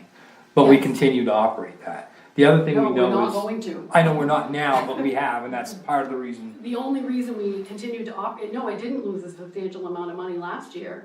We don't have any doctors. We can't recruit to there. And we are basically, at this point, living out our lease, to be perfectly honest with you. Our lease expires in the spring. I'd like to not have that in the paper, but, Right. Yeah. just because I. But I mean, the have other thing too employees is there the that I'm ambulance trying to service. find places. But the ambulance service is the other point of concern. I mean, it's pretty obvious, Mayo's lost substantial money on that service for a length of time. So knowing that Eastern Maine doesn't have an ambulance service, they use a lot of private, has that been any conversation with this merger? They actually did a study of our ambulance service and told us that, and didn't have very many recommendations about how we could run it more efficiently. So they had their director, and they do have an ambulance service, it was called Capital Ambulance. It's now called Northern Light Healthcare Ambulance or whatever. But it's more of a transport ambulance service, they don't run 911. But for example, Greenville and Sebastopol Valley still both have their ambulance services that they had run. There have been no conversations about changing or reducing the ambulance service in any way. I don't know how you would do that, because they've studied it, and basically they assess that we make money on it. We say we don't make money on it, or when Nancy analyzes it, she says we lose substantial money on it because it has so much overhead. You have to invest, and that's another area where we've been under-investing. And we need, I've bought 3 ambulances in 4.5 years, and I need to buy another one this year, but prior to that, they hadn't had a new ambulance in forever. It's very expensive to run, but it's the 911 service for the region. We have had no discussions about going out of the ambulance business, because we've determined that Mayo Regional Hospital gets the best reimbursement of anybody in the area on ambulance. It'd be nice, so for example, if we turned it over to, say, fire departments in the towns, they would not get hospital-based reimbursement, and Nancy, please kick me and correct me if I'm saying anything wrong here. They would not get hospital-based reimbursement, we get an enhanced reimbursement because we bill the ambulance through the hospital, and because we're critical access. And we also get what's called a super rural add-on, and a local fire department could not get that. They would just be on fee schedule.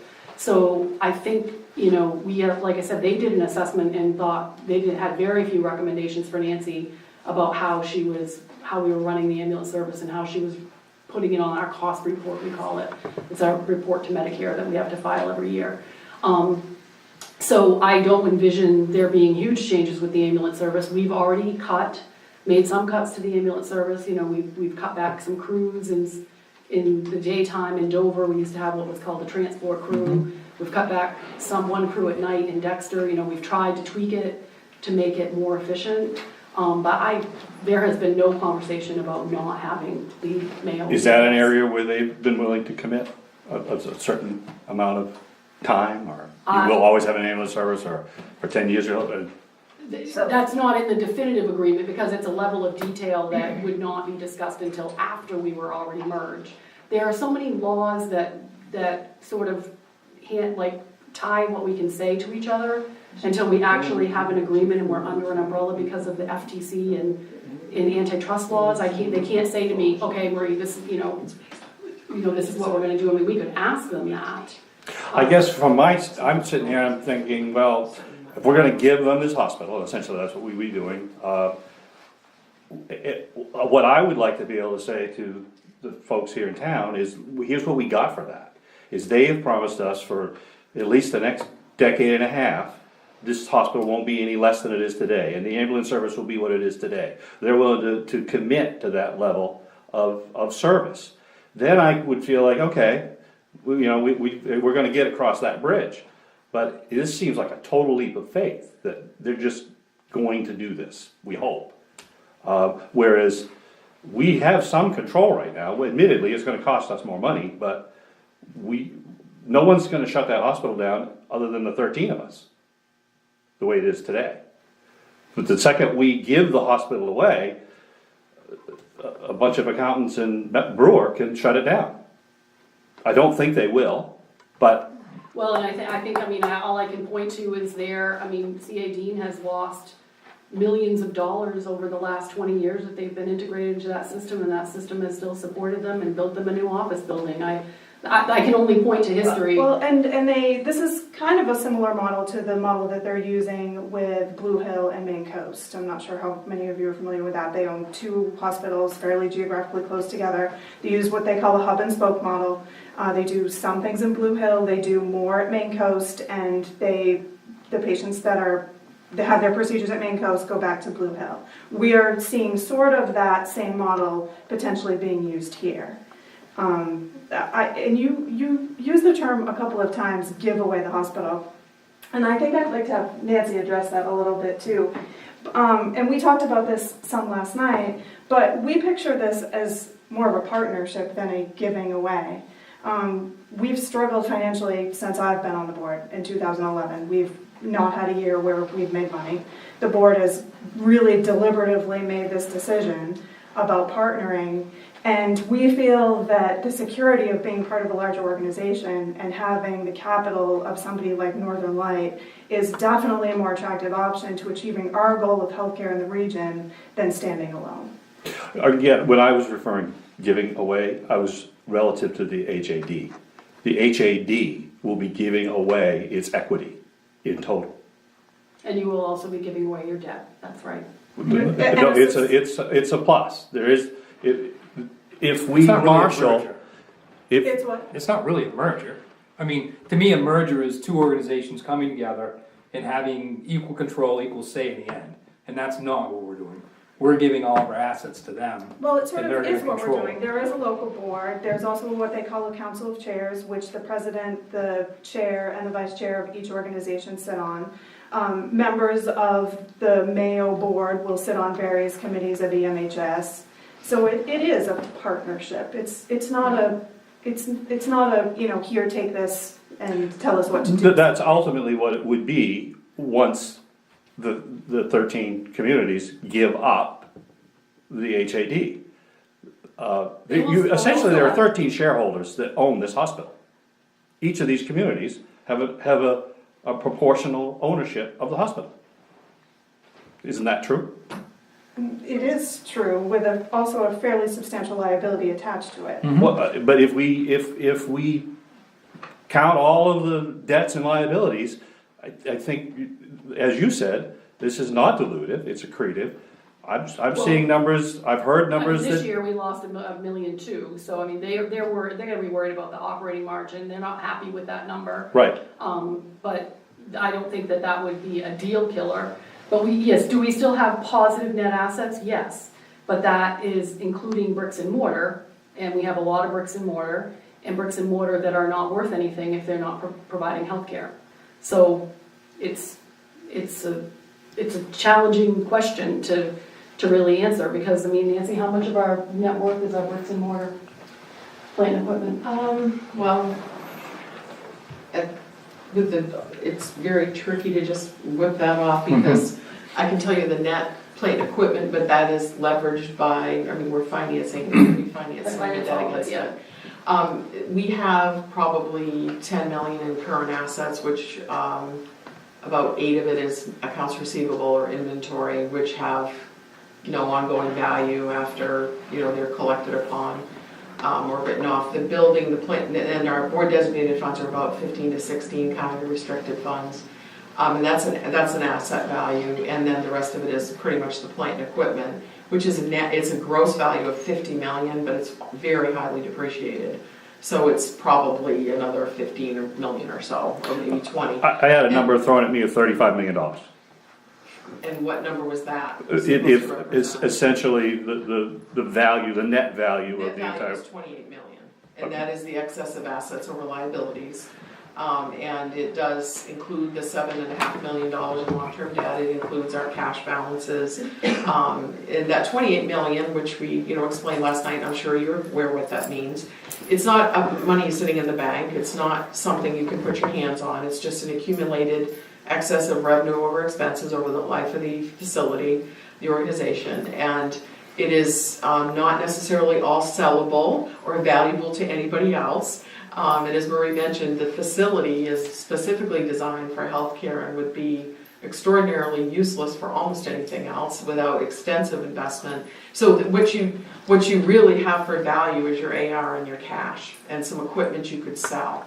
And so it's not a liquid, there's a liquid component, but there's an awful lot of fixed stuff that has no ability to resell. And I'm not saying it's not worth anything. We are clearly have 28 million in net assets. But it's not all liquid and usable by anybody else for any other purpose. And I think, that's how you have to look at it. What if you did take that 28 million and try to parcel it out to the 13 communities, what exactly would you all get? Would one of you get the OR and somebody get the Well, ER? actually, the charters walks you through that. Right. Specifically. How are you going to sell that and get the cash out of that is the question. You ultimately, you'd have to sell everything. Right, and you would have no hospital. Correct, Yeah. which sounds like that's a possibility anyway. Under Eastern Maine Health or under? But we have no assurances that we're gonna have a hospital. We have no assurances if we'll have a hospital without a pretty heavy tax levy, even without. Correct, that could be true, that could be true. But I see, to me, there's like two distinct parts of this puzzle. This marriage with Eastern Maine, and you guys know a lot more about that relationship than any of us do. I have my concerns, just because I can read their financials and it seems a little iffy, but that's fine. But the second phase of this is these 13 partners, these towns, they have an asset. And they've owned this asset for 4 decades. And there's a very clear process by which this thing is supposed to be dissolved. Would you want that to happen though? Would you Well, want it to be dissolved? I think that all the folks in my town should get a chance to say what they want to have happen. It says here that they get to vote. Only on dissolution. Correct. And it has to be unanimous. The hospital.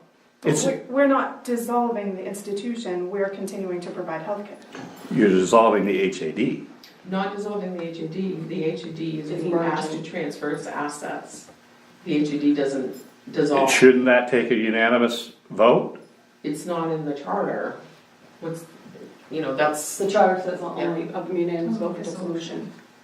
That's why we're looking to change the legislation. And the fact is, our HAD cannot merge with any other organization because of the charter itself as well. Right, And to right. do Right. it, it's So not an we have attempt some to do it towns under- that are so concerned about their tax burden that they've informed us that if the merger doesn't happen, that they are gonna go to the legislature themselves and ask to be removed from the HAD.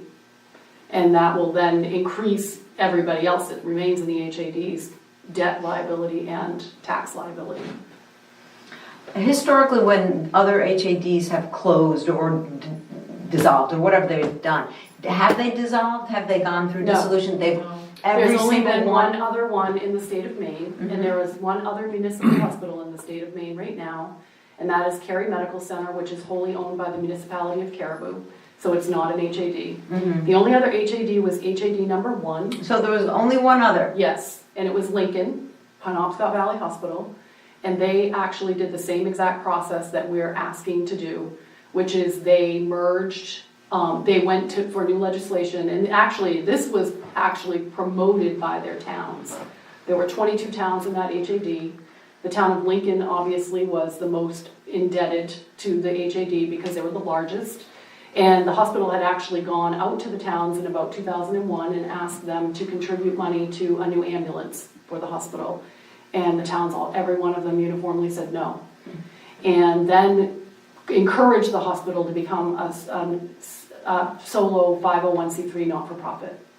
And so they went through the exact same process. They filed legislation with the legislature, and they had their charter changed to allow them to, they didn't merge with anybody at the time, but they transitioned all their assets to a 501c3 not-for-profit that was Penobscot Valley Hospital. So it's the very exact same process that we're asking to do. So I'm not aware, I'm sure if you looked out west where public hospitals are more common, you could see situations where they have closed and dissolved, but I'm not aware of any in the state of Maine, and our attorney is not either. I think, Amanda, you mentioned you'd want me to chime in on the system idea. Yeah. I totally understand where you're coming from. It's your side of it. It's your perspective. And what I've tried to see all along is that there is an enormous benefit to all of the communities served by this hospital and to the hospital itself by being able to be more efficient and be able to have better distribution of resources to provide services that we're currently getting. We have a wonderful urology program. We have a strong ENT program. But in the long term, they're very specialty type services that we may not be able to maintain. If we have a backing source of providers from a larger system, we could continue to do that.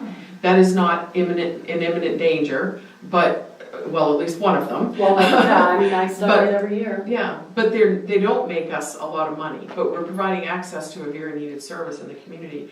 And for me, I see the value of being able to lower our risk of being able to continue those services because we're going to be able to tap providers and we are going to overall reduce the cost of healthcare in this region. And I'm trying to view it that way, that it has a positive impact on every employer and every person in our service area. If we're ultimately able to reduce charges because we've been able to share back office work and we've been able to reduce the cost of staffing and providers, we pay an arm and a leg to get providers in because they won't come.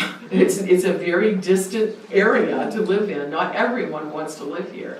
And so we are at a premium really to get providers in, especially anything with a specialty and even primary care. So for us, we view it as a way to benefit. And another example is our health insurance. Our risk pool is a small risk pool of 600 or 700 people.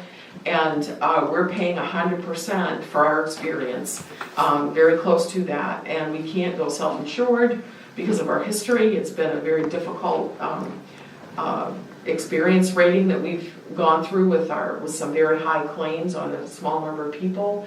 And we view our opportunities to save cost of healthcare, our own health insurance, through a larger risk pool. That's just a couple of the things that we see as benefits. I mean, probably 2 or 3. And it's all really about maintaining the services we have. Like Amanda said and Maria said, we can't really predict or guarantee anything. But we can't predict or guarantee anything now. And so and sometimes we talk about that control issue, and to be honest, I wouldn't be the only one who said, control over what? What is so great about having control on this horrible decision to cut back a specialty service or close a behavioral health service or an RHC? What's so great about having that control? If it's just about being in control, we would give up some of that in order to ensure some of the more positive benefits of the merger. And so that's where I come from on it. I don't know what's going to happen to me personally. Our functions and accounting could be combined. It's not about that. I'm thinking of this organization and the communities, and I feel that it's a positive way for us to reduce risk of future operations and to enhance what we can do. And it doesn't always involve a bunch of millions of dollars of hard investment. Sometimes it's just helping you staff a clinic. And those are the things that we really hope to benefit from too. And we didn't talk a lot about that, but that's part of what our interest is. We have something to gain from it, and I think the communities do, and Eastern Maine truly has something to gain from it. And it's a very symbiotic kind of relationship, I think. But it's not our assets that they're looking at. No. It's the money is nothing to them, to be honest. Yes, really it's small not money for them. significance. Yeah. And the hub and spoke thing is that Mayo and CAD? Is that what you're talking Yes. about? So we would be hub There's the spoke. Yes, that's or the vision. And there may be a few things that we go with Sebastoport Valley on or something, but the primary symbiosis there, the gains are expected to be with CAD and Well, and that's a good explanation. If the money is not really anything to them, why wouldn't it make sense? well, that might be a little glib on my part. Well, However, somebody can ask a question. I see an opportunity there, though. Why not maintain the HAD as some sort of a backdrop, something that could come in the event that maybe this doesn't work out as well as we're hoping that it will. This $15 million there, if that were invested and the 13 communities basically had this as a firewall, and 5 years from now things haven't worked out, that could be worth $25 million. Maybe we could re-implement. At least we'd have some sort of fallback position. And if, like you said, it's of not much consequence to them, I think it would be a great deal of consequence. $4 million isn't, and that's what we're talking about. If that's what's there, then that's what's there. But to me, that seems, again, these communities, I'm finding it hard to believe actually that I can legally, if you said the hospital's worth $28 million net, I'll go with that. That by signing a letter tonight, we might potentially be giving up roughly 6% of, because that's our position in terms of valuation. Is that on your books though? I mean, none of the communities that I know of have that on their books. No, If but not, is we there do own it. Are you carrying allocation that for the bonus debt? on your books? Are you No. carrying the debt on your books? But if that is a net asset, and we can just, because it clearly says here that it takes the entire group to dissolve this, I'm just surprised that we can, with the simple signing of a letter, give up this asset. Well, correct me if I'm wrong, or maybe you should touch on what this letter actually is doing. All the letter says is that you support the integration with Eastern Maine, and that would go along with the legislation, and it would have to be sent to the Department of the Health and Human Services Committee of the legislature, and it would be made into a law if they passed it. So there would be public hearing and testimony and all of those things, and so all your letter would say is, yes, you support this integration, and you understand what Which that would means. lead to amending the charter, which Which would allow- allow the board Right. to make the decision. So basically you're saying, signing a letter saying. you're But giving it's a up letter rights. of support. It's really, we don't have any control over No, this. the legislature is gonna have to act for this Right. to go to fruition. Exactly. And will there be public hearings? I mean, will all of those steps take place with the legislature? I believe so, just like any other law they're all required to have a Or public hearing. for the changing of the charter? Mhm. But those public hearings would be in Augusta. Yes. Yeah, It would be at the Health and Human Services Committee in Augusta at the State House. right. It would be the same process that we used the last time we amended the charter in order to raise the debt ceiling. I'm not sure if any of you are familiar with that the last In time. 2000? Yeah, I Yeah. saw that. Or Yeah. yeah. If the legislature amends the law, amends the charter, it's actually the HAD that would vote to do Yes. that, right? Yes. Okay. The same board that exists now would vote to. It's the board. it's not The board, not the It's community. not But a, only not the the Communities. communities. Right, only the board are the members. elected representatives from the communities. Right. Well, yeah, which is a huge difference. Right, yeah. And it's just a majority It is a on the majority. board. Yes. How many people are on the board? No, 19. Currently 19, I believe we're all filled Yes, now with the we've addition of eliminated. Willimantic, yes, 19. From 13 communities. You have one, Guilford has two, Monroe has two, Dover has three, Dexter has three. I wanna read this just so it's on the record, because I was really surprised by this clause. Dissolution. The district may be dissolved only if all member towns and plantations agree to dissolve it by vote at legally constituted town or plantation meetings in said town or plantations.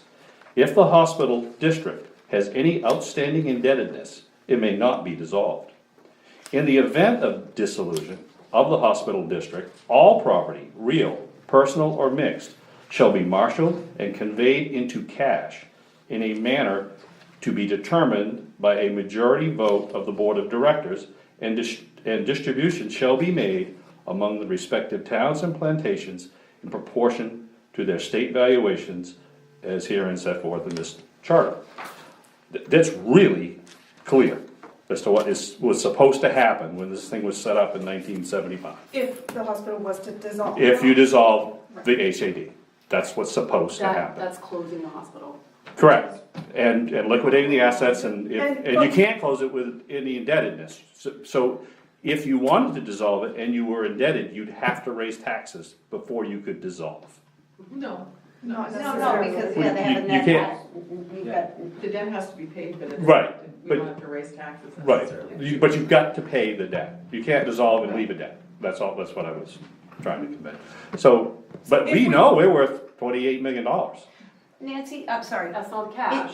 Right. No, but Is that 28 million net, does that take into account the liabilities of each of the 13 towns? Yes, It does. is the net value of the assets minus the liabilities. All the liabilities. Including. The that, town's liabilities? Which is now a total of about $7.5 million long-term debt. In total. if they were, I guess if, I would really be excited if they were saying to you, here's our commitment. And you know, because of all of the synergies and your capital position, we can essentially guarantee you no worse than this. That's almost worth it. I'll bring that to them. That would carry a lot more weight. All I can do is ask. Sure. That's right, yeah. You know, I don't think anyone in the country, including the Mayo Clinic, for God's sakes, the way healthcare is going, can guarantee anything at this time. I mean, It should be a minimum. On a weekly, well, you know, again, I listened to what they said last night. I've been through 5 administrations there, or 3 administrations.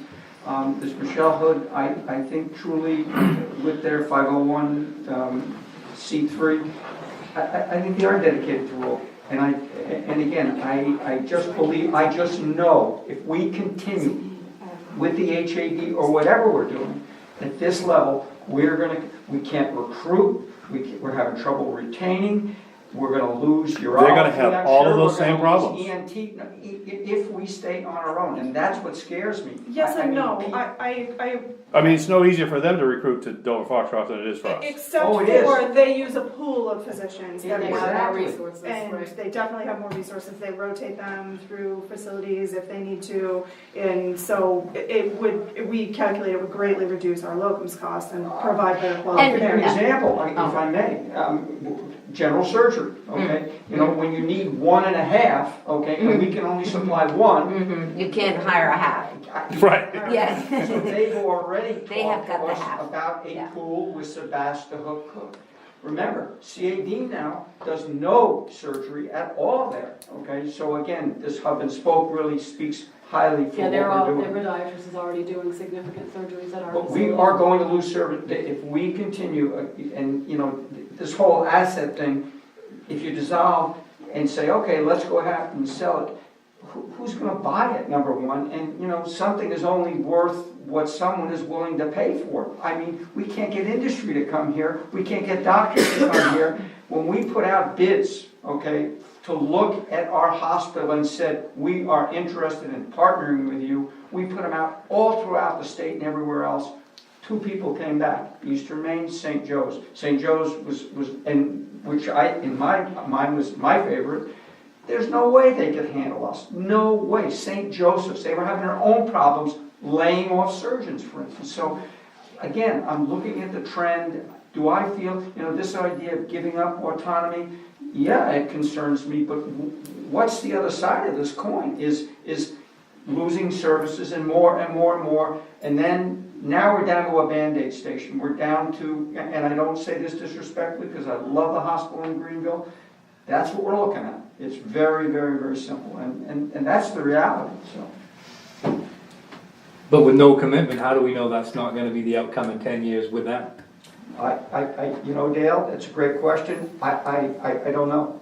I think though, the only way in the system, and again, that's why there are no more HADs. That's why everybody in the country, okay, look at the Mayo Clinic, for instance. You know, they've gone out now, they have 500 different locations. Every small critical access hospital, I don't know how many are left in the country.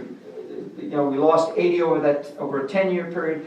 And if you look at the financials now, there are 263 more throughout the country, including Maine, including 2 of our close ones, Millinocket and Lincoln, which in my opinion, and having been on both staffs, are in big trouble. But throughout that process, with so many other critical access hospitals and the same endangerment potential, I don't think we can take that risk. You know, if we guess wrong, that's it, we're done. It'll never happen. If we lose or continue to lose services, it's never coming back. And again, I'm personally not willing to take that risk. It scares me. So. Well, we are taking the risk. Right, whichever way we go, You bet. we're taking the risk. Absolutely, Mike. If we do what we're doing now, we know we're somewhat sustainable. We haven't really implemented a tax burden to these 13 municipalities yet. I don't know what kind of a stomach they have for it, but you know, $500,000 might take you out another decade. I don't know. Nancy's calculated, It's $1, it's 1.21 to cover $1.5 million a year. That's what I figured, 1.2. Yep. Well, you gotta. You know, what's the? It's $1.2 billion. That's based on $1.5 million annual operating loss. Divided with the total valuation. Divided by the total valuation. I mean, we could lose $3 million one year. And we may end up making some of the same hard choices that Eastern Maine's probably going to make as well. They're probably going to say no ambulance service, or they're going to do things. Well, ambulance, you have to provide 911. I mean, if we weren't running the ambulance service, if Mayo wasn't running it, they would have to figure out another way to assist the communities in doing that, because you have to provide emergency services for your citizens. So I'm not sure how the ambulance service became such a concern, because there hasn't been any discussion that it was going to change in any way. But So I guess if they decided not to provide it, it might fall back onto the communities to do that. That's exactly where it would, and again, that became a question that we had discussed at the board level. Okay, we in fact had talked about the potential, because of the ambulance situation, of going to the towns and saying, okay, you guys want to pick it up? And I think a few feelers were put out there, and that was something we backed off because the town. But what I'm saying is, Eastern Maine if doesn't Eastern provide Maine it. decides to jettison ambulance, we're gonna have a meeting probably saying, hey, guess what? You communities need to provide ambulance service now. the only thing I can point to is there are other organizations that provide ambulance services, like the Aroostook Medical Center, like Sebastopol Valley, like C.A. Dean still has their own ambulance service. And that would be a great reason to have a little nest egg in our HAD district, because we could use those resources if we needed them to build out an ambulance service. That's just one example, that giving up all of that cash in exchange for what is nothing really more than a hope just seems quite a leap for me. But Mike, you can't have you can't have the cake and eat it too scenario. You cannot have the HAD and the quote merger or acquisition, whatever you want to call it. It can't happen. That can't happen within the charter. And the only way to do this, as Lincoln had done, is with the creation of the 501c3. I mean, But if we're gonna go to the legislature and tweak the current document to allow this proposal, it would seem to me we could tweak the document to allow a proposal that created some sort of a backdrop for us. If the legislature can get as creative enough to literally undo that language, I'm sure we could go to them and say, we've got $15 million, 10 of which is gonna stay with the district. We don't even have 10. We have to pay the debt. Whatever the number. But they're not. But are they gonna get a not hospital gonna that's debt-free? They're gonna get a hospital that has $1 million every 2 weeks in payroll, and. Right, but are they gonna get a hospital that's debt-free? Yes. That's quite unusual. They're also getting a hospital with some pretty significant Operating infrastructure losses needs, and- operating losses, pretty expensive IT needs going into the future. There's a lot of potential liabilities along with that debt-free And hospital. honestly, those don't buoy me. Those concern me. Because those are hurdles for them and they don't have any money. I think besides being debt-free, we'd also be cash-free too. I think we'd have zero cash. I don't blame them. It's worth a try. It's really, They're not gonna lose anything. Well, they've integrated 9 other hospitals and retained all of them. It's not like this is their first go around in the park with bringing new hospitals into their system that meet their strategic plan. Mercy wasn't debt-free. They didn't acquire that as a debt-free entity and just take it over. No, they've had to work very hard to make Mercy back, bring Mercy back to having an operating margin, but they've done it. And we're more attractive, I know we're much smaller than Mercy, but we're more attractive than they were. I'm sure Mercy had much more money in the bank that they also took on than we do. I don't know that number for a fact, but I know their CFO told us last night that we're probably coming in with one of the lesser amounts of money that most hospitals come in. Along with fairly significant assets on the Fore River and Port. I think Blue Hill's another example. Yeah, that's good. We talk about what we've got in board designated funds. I think Blue Hill, when they did their affiliation, when I looked up some records, was well over 18 million, okay, for real. And again, with looking at our debt, et cetera, we're not looking at $15 million, we're really looking at $4.2 million. So again, if you look at the trends which have gone on with other acquired hospitals, and we have done the research in meeting with other boards, there have been no major issues. I mean, what Eastern Maine had promised, they have come through with. Now, again, you're right, there are no guarantees. But again, we're weighing the risk on the other side. What about the other part of this too is, I mean, you're all talking about the healthcare side of it and what the hospital's providing for a service. But the other piece to this is Maine was one of the largest employers in our area. So, and you kind of touched it a little bit, because you guys don't seem to know what the future's gonna be with staffing. So, with this merger, and services are combined, and probably the accounting or whatever maybe be done offsite and other, has there been any talk of what the staffing or the employment count is gonna be after this? I addressed this issue exactly that way, Dale, because it's one of my great concerns too. We've gone from 401 down to 387 FTEs now. A good portion of that was in fact trying to make payroll. We did that through a voluntary program of retirement. It worked out fairly well. I brought this exact thing up with them because of my concern. Their plan is they're not going to touch anything. It would take them a year. They're going to look at everything in terms of not only sustainability, in terms of making a more efficient system, bringing more in, whatever they have to do. But they would not look at this according to them for a year and a half. One of the things that I found very encouraging last night, which I had not thought about, was the idea that their system is so big that let's say they have to lay off someone in the billing department. They can go ahead tomorrow and say, we've got 3 of those positions, okay, unfilled in Bangor, and if you're willing to come down, here's a job. Or they can send someone to Sebastopol, or they can send someone to Greenville. So it may be much more comfortable that the full-time employment or full-time employees with that in mind, because that is a very, very important issue for this whole thing. And again, who knows, and we have had discussions at times when we haven't been able to make payroll and had to go and grab other funds, morning market, etc., about ourselves laying off more people with or without Eastern Maine. So, that's just another corner to this whole picture. That's how it is. I think that the reality is that regardless of whether we're with Eastern Maine or independent, we will have smaller staff in the future. And I think that one thing that we always point to, and the board always has to look at, is that our mission is to provide high-quality, affordable healthcare services. It's not to be the largest employer in Piscataquis County. And you can't do both.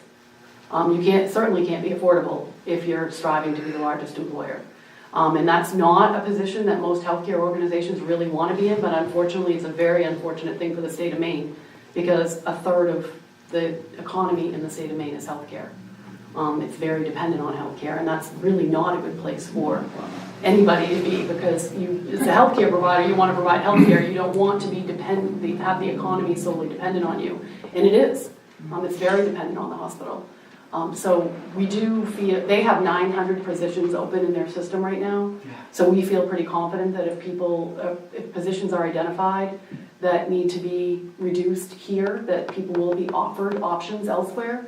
That doesn't mean though that will be the right fit for those individuals, and they may not choose to do that, but we do think that they have a very good way of, sourcing, matching individuals with new positions and trying to keep them employed if they so choose.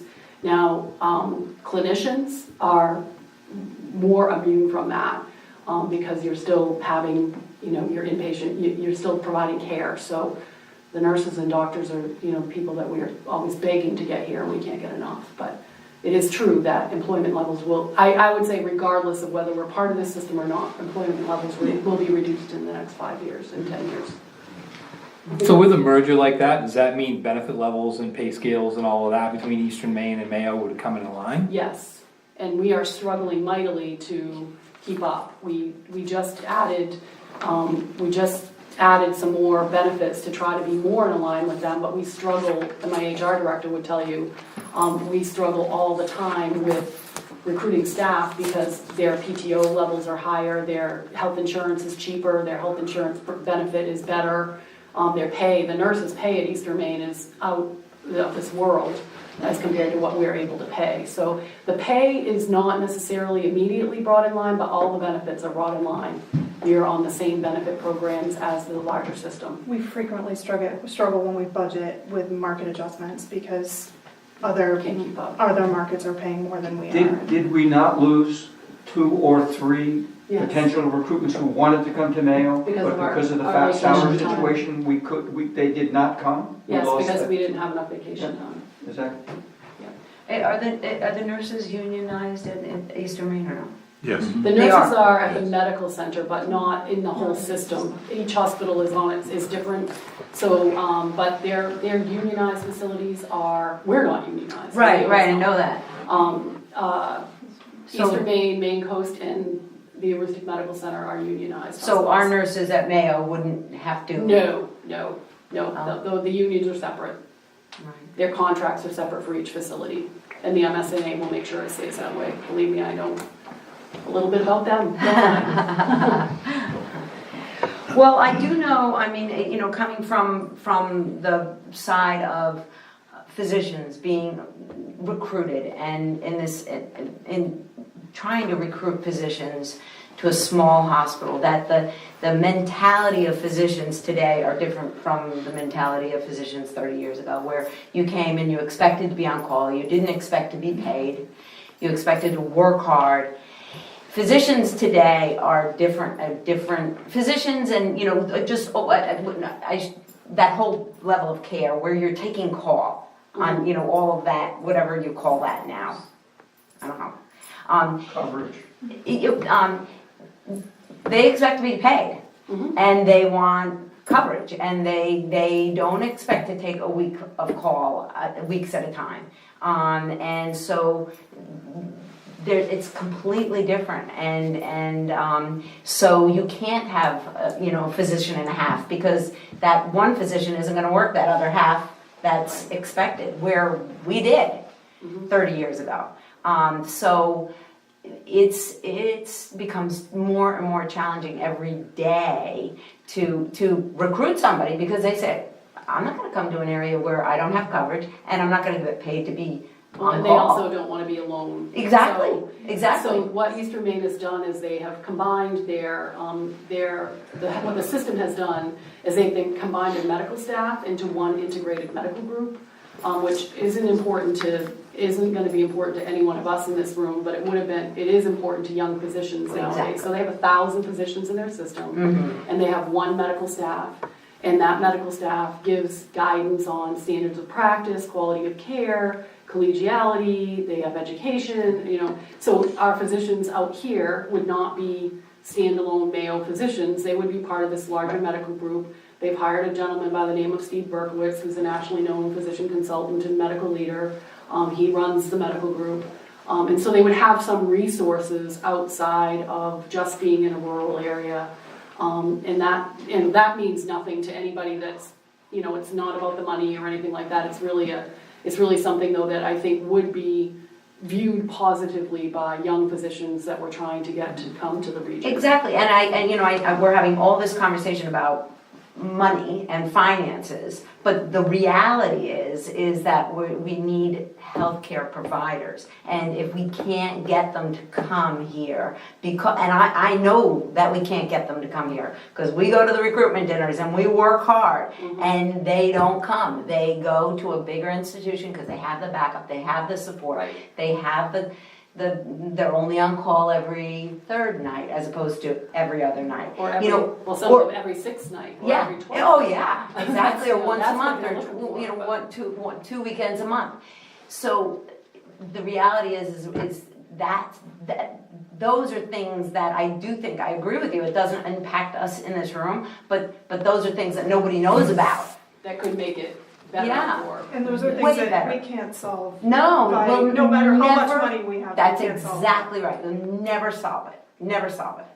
And so, and Actually, it is a pattern now that many of the new PAs and physicians that we've hired are living in Bangor and working out here and going back because.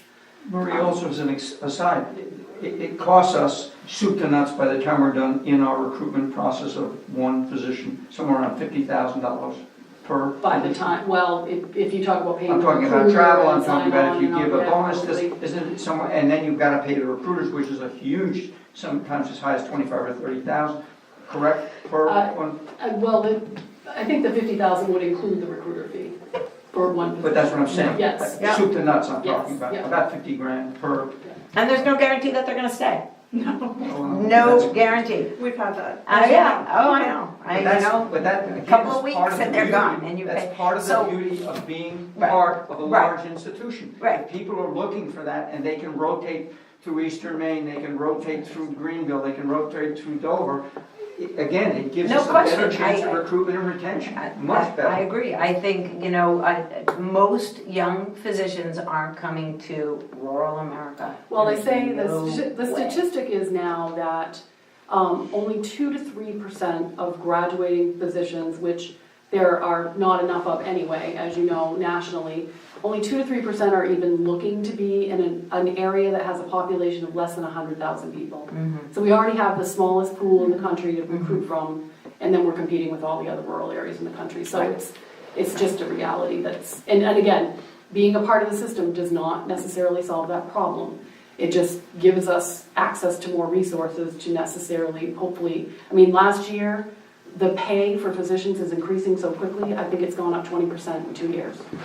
The base salaries, just because there's a shortage in every area, and so I can't keep up. That sort of thing is the type of thing that would then become their problem to bear, not ours. And they have a bigger pool of resources, but that. I'm not sure if there's anything else we can answer for you tonight, or? No, I would love to see the agreement, when that's available, Okay. so. I don't know how close you guys are with having that kind of work through, but, The board is voting on it next Wednesday night. okay. I have a gut feeling where the board's gonna go, so it would be interesting to read it. I'm getting, it really is, this can all be done without our approval, I'm getting the sense, yeah. So, Right, it's just a letter of support that's going to go to, right. But we're all in this together. This Right. affects every single Sure. one of us, and I think Marie feels strongly, as does Amanda, the rest of the board, that, we have really operated on great transparency and being out there and letting people know what's going on. I think it's very important to us. That's why you all are here tonight. We certainly, as you guys know, because Rick has been keeping you up to date, you know that we certainly haven't rushed into this process. We've been dealing with this for at least 6 years through a strategic planning process. We did an update, the board came in, voted to seek a partner, went through an RFP process, and so we've had some pretty deliberative conversations about this, and the board has not come to this decision lately. We've been talking about this for what, 7 years? Yes, 6 years at least. Six or 7 years. I haven't been here the whole time. Right, but And And Nancy hasn't been here. No, I've been here 4.5 years. and Right. I've been here 4 years, Right. almost 5. I've been here. I don't have Any other anything else. questions? Okay. Great. Thank you Well, thank very, you for very giving us Yeah, your really time. appreciate your time. Yeah. Thank you for giving us the chance to come talk to you. Anytime. That's, I think we're adjourned. We can adjourn, right? There's nothing else. Second. Second? All in favor? It is 7:25. We are adjourned.